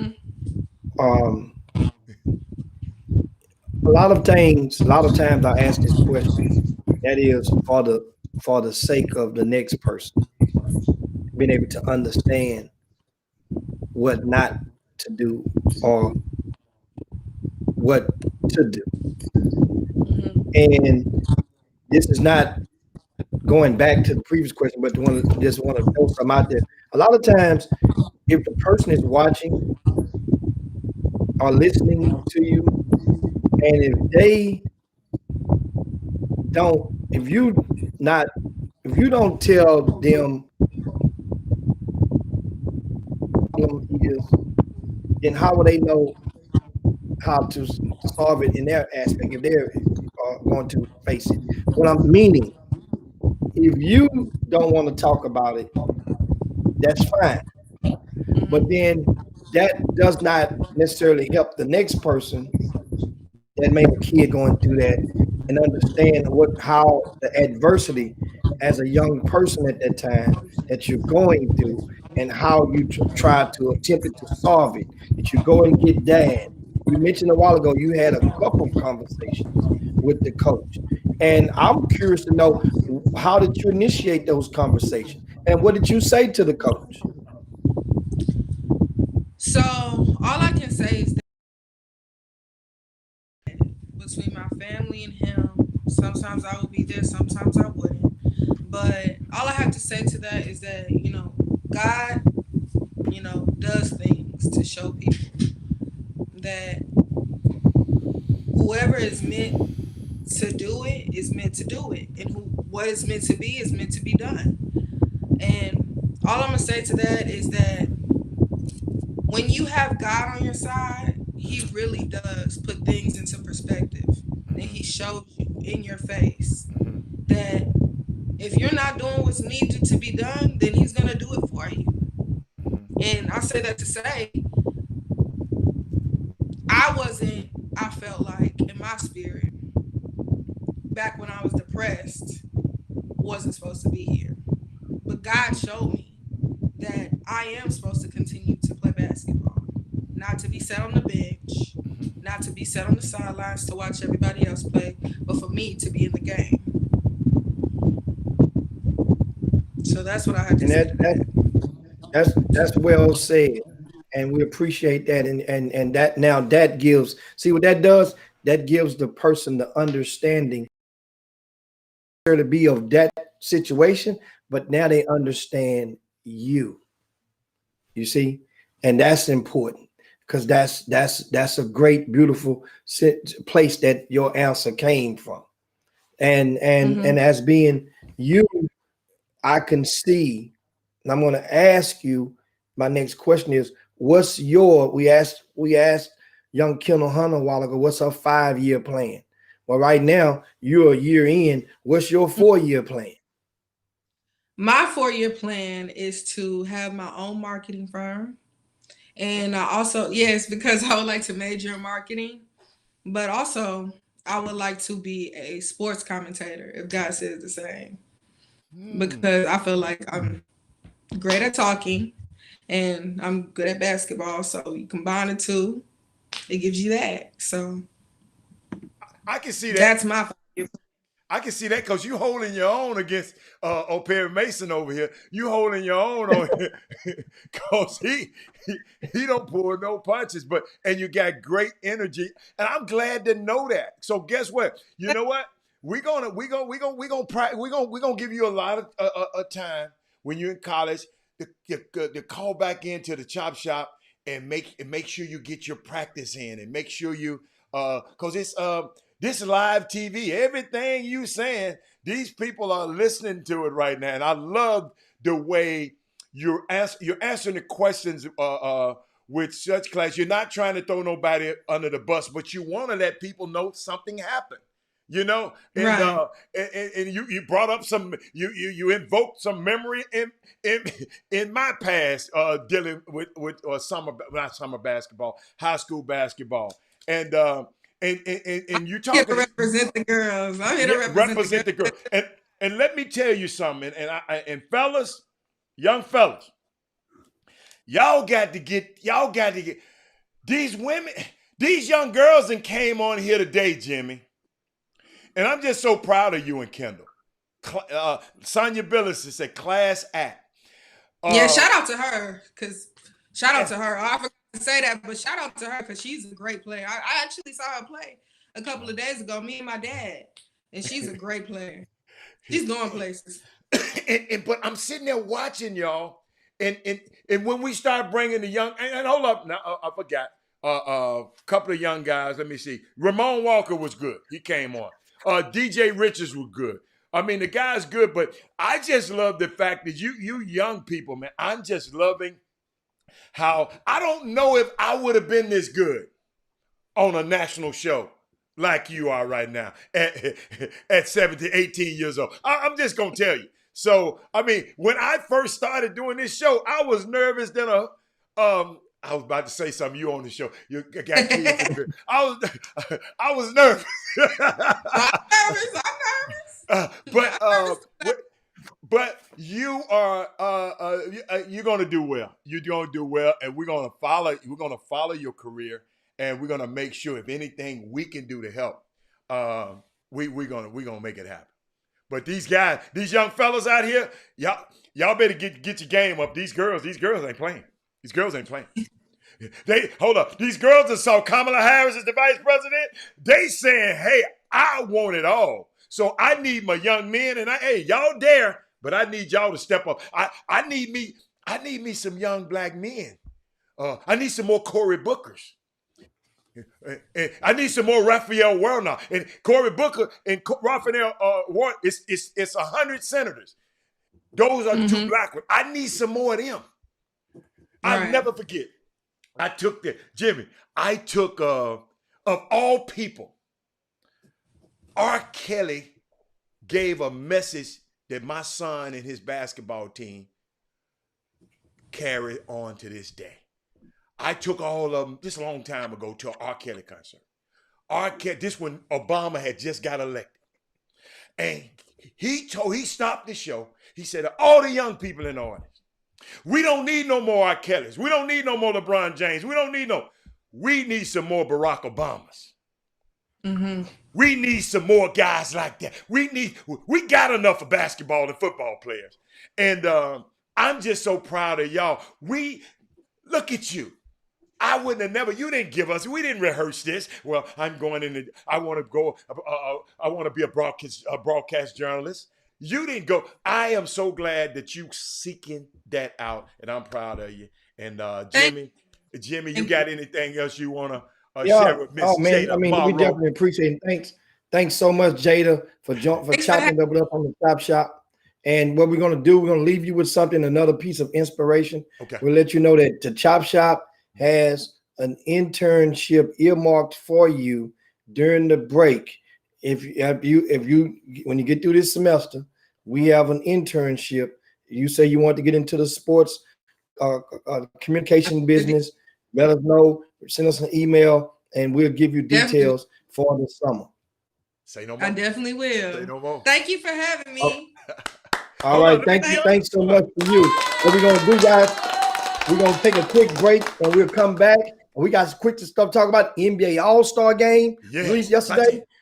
McDonald's game. We'll save some of that McDonald's stuff to tomorrow. Okay. But at the same time, we can come back. Talk a little bit about this NBA All-Star game and who got snubbed, so to speak. And what's your thoughts on that? Chop Shop. Be right back.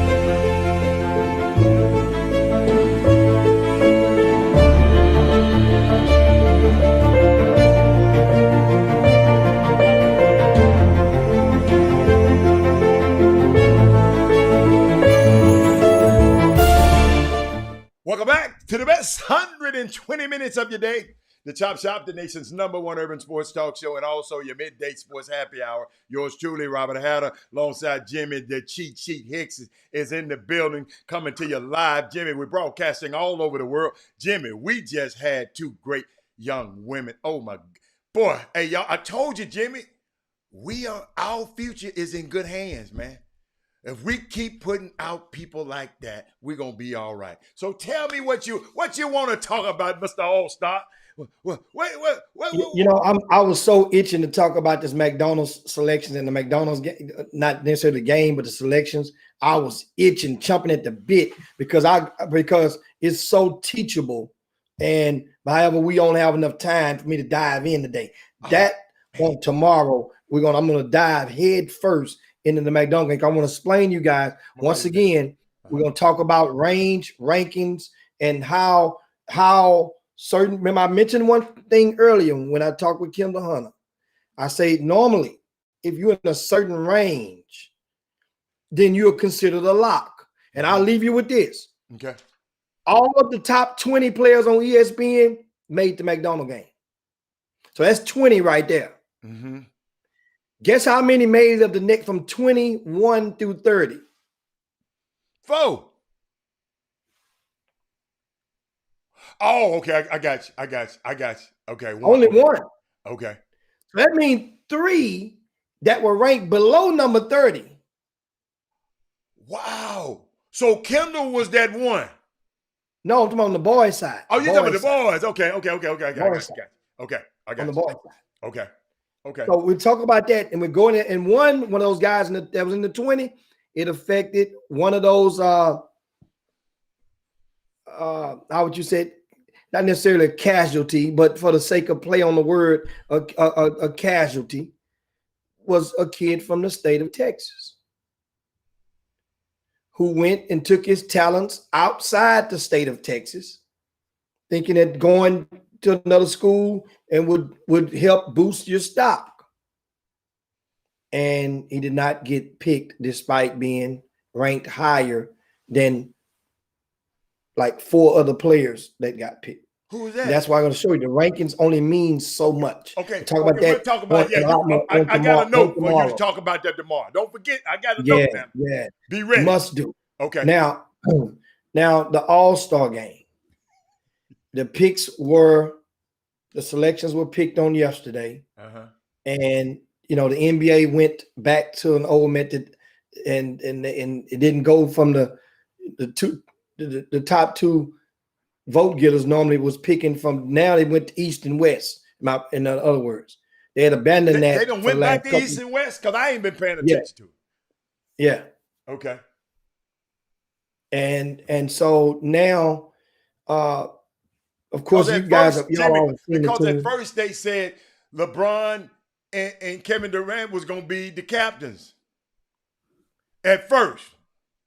But I know it's a fluid situation because, Jimmy, I don't know if you knew, they were talking about not having this game. It's a lot of factions did not want to have the game. But TNT said, a lot of the players didn't want to have the game either. Huh? Say it again. A lot of the players not necessarily wooed away about having this game as well. Yes. Now, and once again, we're digging that, how to dig in that. So I want to make sure I didn't over or misstate. Okay. Because yesterday they just picked the players that was eligible to be picked in advance. I'm not sure if they're still going to do it the same way or not. I'm thinking that they might. I might have just thought about it. I think they probably are going to let them pick 1 and 1 and 1 and 1. Now, meanwhile, on the teams, some people noted and went to social media. LeBron James was one. Said that he just said Devin Booker is the most underrated player, blah, blah, blah. And I'm looking at the team. And who you gonna take off? That's your favorite thing. And that's one of the things that I've said all the time. A lot of people don't like that, but it's hell, what other way you gonna attack it? That's how you go about it. Because nobody like to hurt people's feelings. And in this situation, if Chris Paul, understand, Phoenix won 8 straight in the bubble.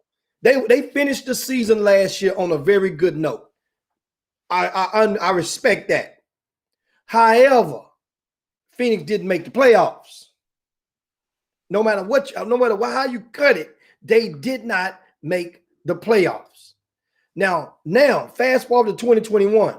The Phoenix Suns would have home court advantage if the playoffs started today. Okay. I said it again. They have one major addition to the lineup, and that's Chris Paul. If Chris Paul is not in Phoenix, I understand you. Devin Booker's been a great, he's been there, but Devin Booker was there before Chris Paul got there. So Chris Paul has helped Devin Booker and taken pressure off Devin Booker because now you got Chris Paul to handle. And not only is Chris Paul there to handle and facilitate things, he's there to take all criticism if in the time that it's going to be. He's been a career general for taking all of the heat. So that means that's protection. He's a shield. I understand Devin Booker, man, but guess what? Every year there's going to be one player that didn't get in, that can't get in. And guess what? You just be patient. Be patient. Yeah. He's probably going to get in because Anthony Davis cannot play. And he'll get in. But who you take off? I understand Devin Booker, man. Chris Paul deserves an all-star before Devin Booker this year. Now, is he a better player this season? Is he more?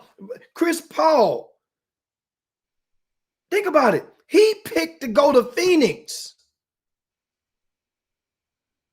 Chris Paul could have pulled another move like a lot of guys and say, oh man, trust me, Chris Paul, from what I understand and what I know of it, I mean him according to his family, Chris Paul is very at this point in time, he's very smart with his finances. Oh my God. Yes. Yes. So Chris Paul, if there ever is a player that can afford to pause his financial career on basketball and put it on hold to take a minimum to go play if he wanted to do so with a super team, he didn't do that. Chris Paul could do in a heartbeat. He wanted his money. He didn't do that. He wanted his money. He wanted his He bread. done that before. He done that before with the Clippers. He not too much. So and guess what? So he picked his team, and they're winning right now. Monty Williams is winning right now. That whole team that people laughed at just a year ago is winning right now. Jimmy, and guess what? Monty Williams probably wouldn't be the coach of that team if James Jones wasn't the GM that hired him, Jimmy. I have to enter that in there. If James Jones was not the GM, he probably wouldn't have got hired. But keep going. Keep going. Yeah, that makes sense. That makes sense. Now, what other player that Trae Young didn't get snubbed. Trae Young is another player that people questioning, did he get snubbed? Once again, who do you take off? Who do you take off? Now, here's my question. Zion Williamson made the game. Got to put him in there. And here's the thing with Zion. Guys, make no mistake about it. The NBA went in the middle of the season, reconstructed the playoff scenario primarily in an effort to almost guarantee that Zion and New Orleans Pelicans would make the playoffs. And they still fumbled that away last summer in the bubble. In the middle of the season. Oh, by the way, guys, not just 8 teams. We'll give 9th and 10th a chance to play their way in. And if you do this and they'll play all the scenario in an effort primary. Everybody knew that. So NBA is all in on the Zion train. Oh my goodness. Yes. Now what I say, what you saying he shouldn't have made it? Here's what I'm saying. Here's what I'm saying, Howard. I'm saying that Brandon Ingram made it last year. Mm-hmm. Brandon Ingram is averaging 24 points a game. Zion averaging 25. Mm-hmm. 1 point. Okay. Brandon Ingram, once again, let me put this again. Brandon Ingram did last year what we see of Julius Randle this year with the New York Knicks. Brandon Ingram went and took that team and had them as a they met. There was a contender for the playoffs, right? And you up your average to where as you emerge from last now, and it like we went from like, damn, that's Brandon Ingram, 6-man newcomer of the year. Guess what? I mean, not newcomer. I ain't heard nobody but you said anything about Brandon Ingram being snubbed. He wasn't nobody but me. I'm saying it. Yeah, but I'm bringing up a point. I'm bringing up something. People ain't got there yet because other stuff in the way. Okay. I'm bringing up something to just think about it. Okay. Brandon Ingram, let me see. I say he averaged 24 a game, right? Mm-hmm. So last year, Brandon Ingram made the All-Star game. Know what he averaged last year, Adam? He averaged, but like this, he averaged 23.8 points a game, 6.1 rebounds a game, 4.2 assists per game, right? And 3 turnovers a game. This year, he averages more points, He averages more rebounds. I mean, I'm sorry. No, not more rebounds. He's at 5.3. He averages more points, more assists, more blocks, more and less turnovers. But he made it a year ago.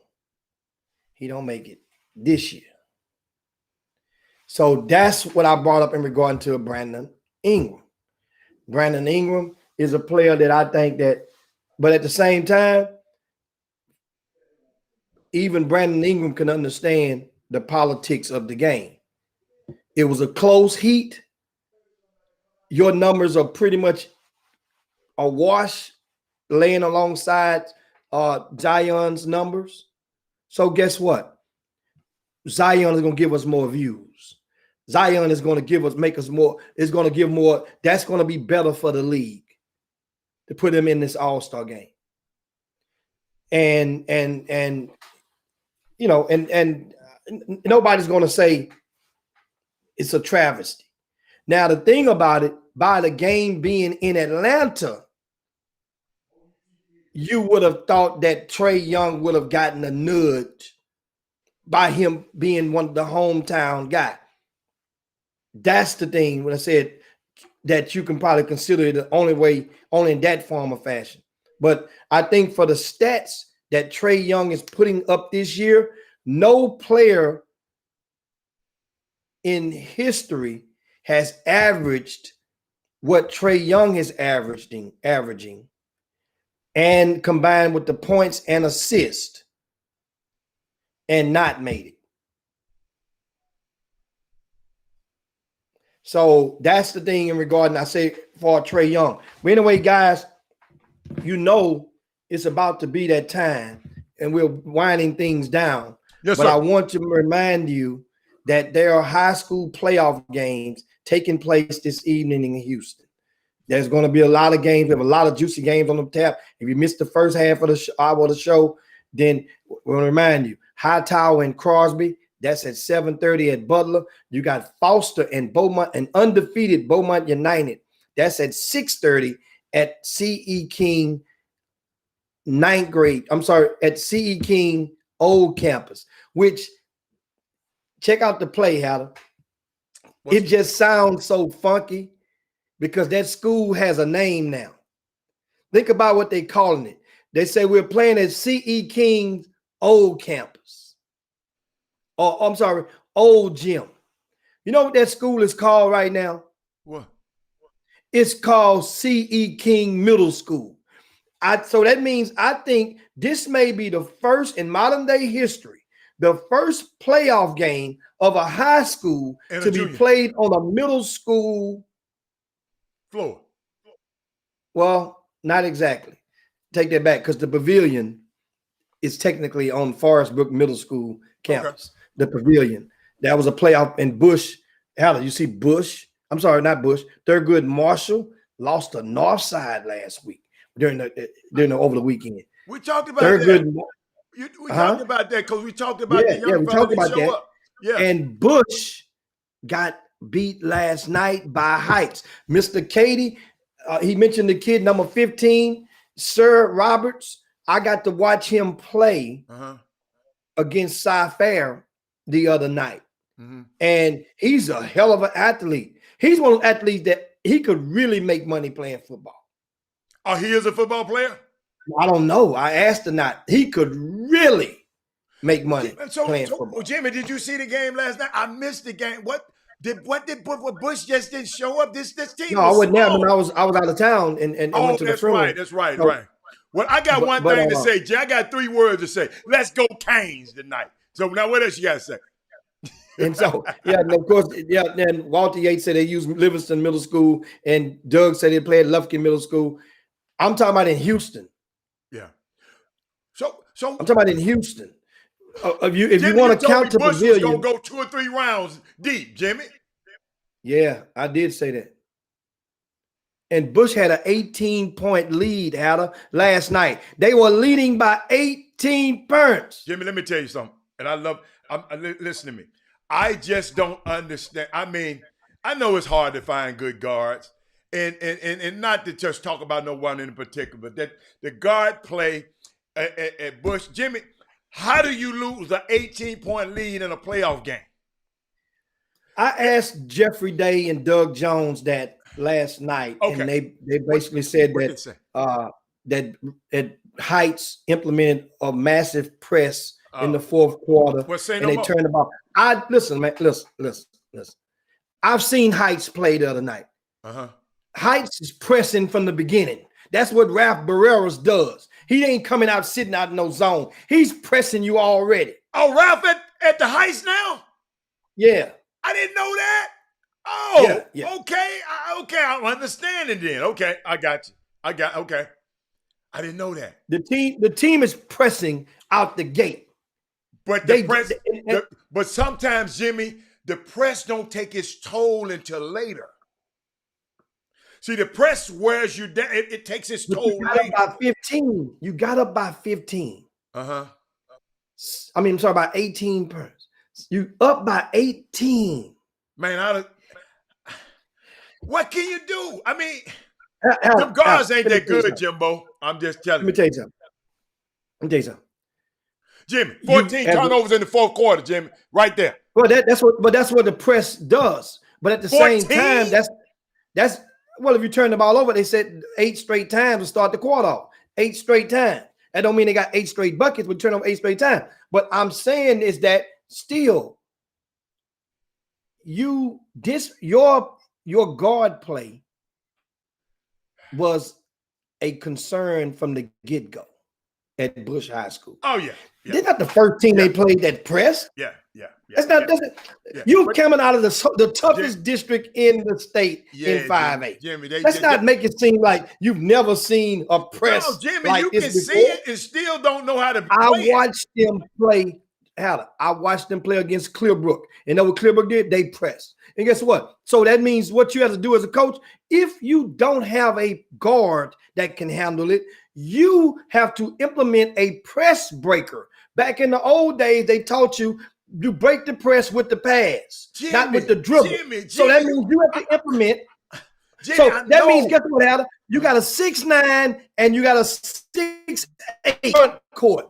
If the Heights High School does not have a player, but one player over 6'3", then guess what? You bring those guys in the front court, and as a rendition of a high-low, and one of your 6'9s it has a guard mindset. Yes. So you bring them up, and you just ladder it down and turn around. Yeah. But coach, hold up? That's coaching, then, Jimmy. What? Wait a minute now. Hey, Jimmy. You know I gotta. Hey, we gotta get out of here too. So yeah, let's go, man. We're talking this tomorrow. We're talking. Anyway, guys, it's time to slide down, do those back, and yabba dabba do this thing for this Women Rock Wednesday. Great show. Make sure you share it on your way out the door. Share this show. This really was a special day for both of those young ladies. Yeah. Understand, being on this show can change and help with the self-esteem. It can help prepare these young ladies for future possible interviews and conversations in front of a live audience. Yes. This is different. If they did another interview, and Kendall Hunter's going to do plenty of them today. Yes, she is. This is one of the first that they granted the Chop Shop per her dad. We give a shout out to Mr. Morrow and as well as Mr. Hunter for doing their parts as dads, proud dads, and helping to facilitate and these conversations. Yes. Thank you guys, because this is what makes the Chop Shop great. If you have a young lady or a young student athlete who's out there excelling or doing some good things, send us an email with the info, chopshophtx@gmail.com. But for Robert Haller, this is Jim Hicks.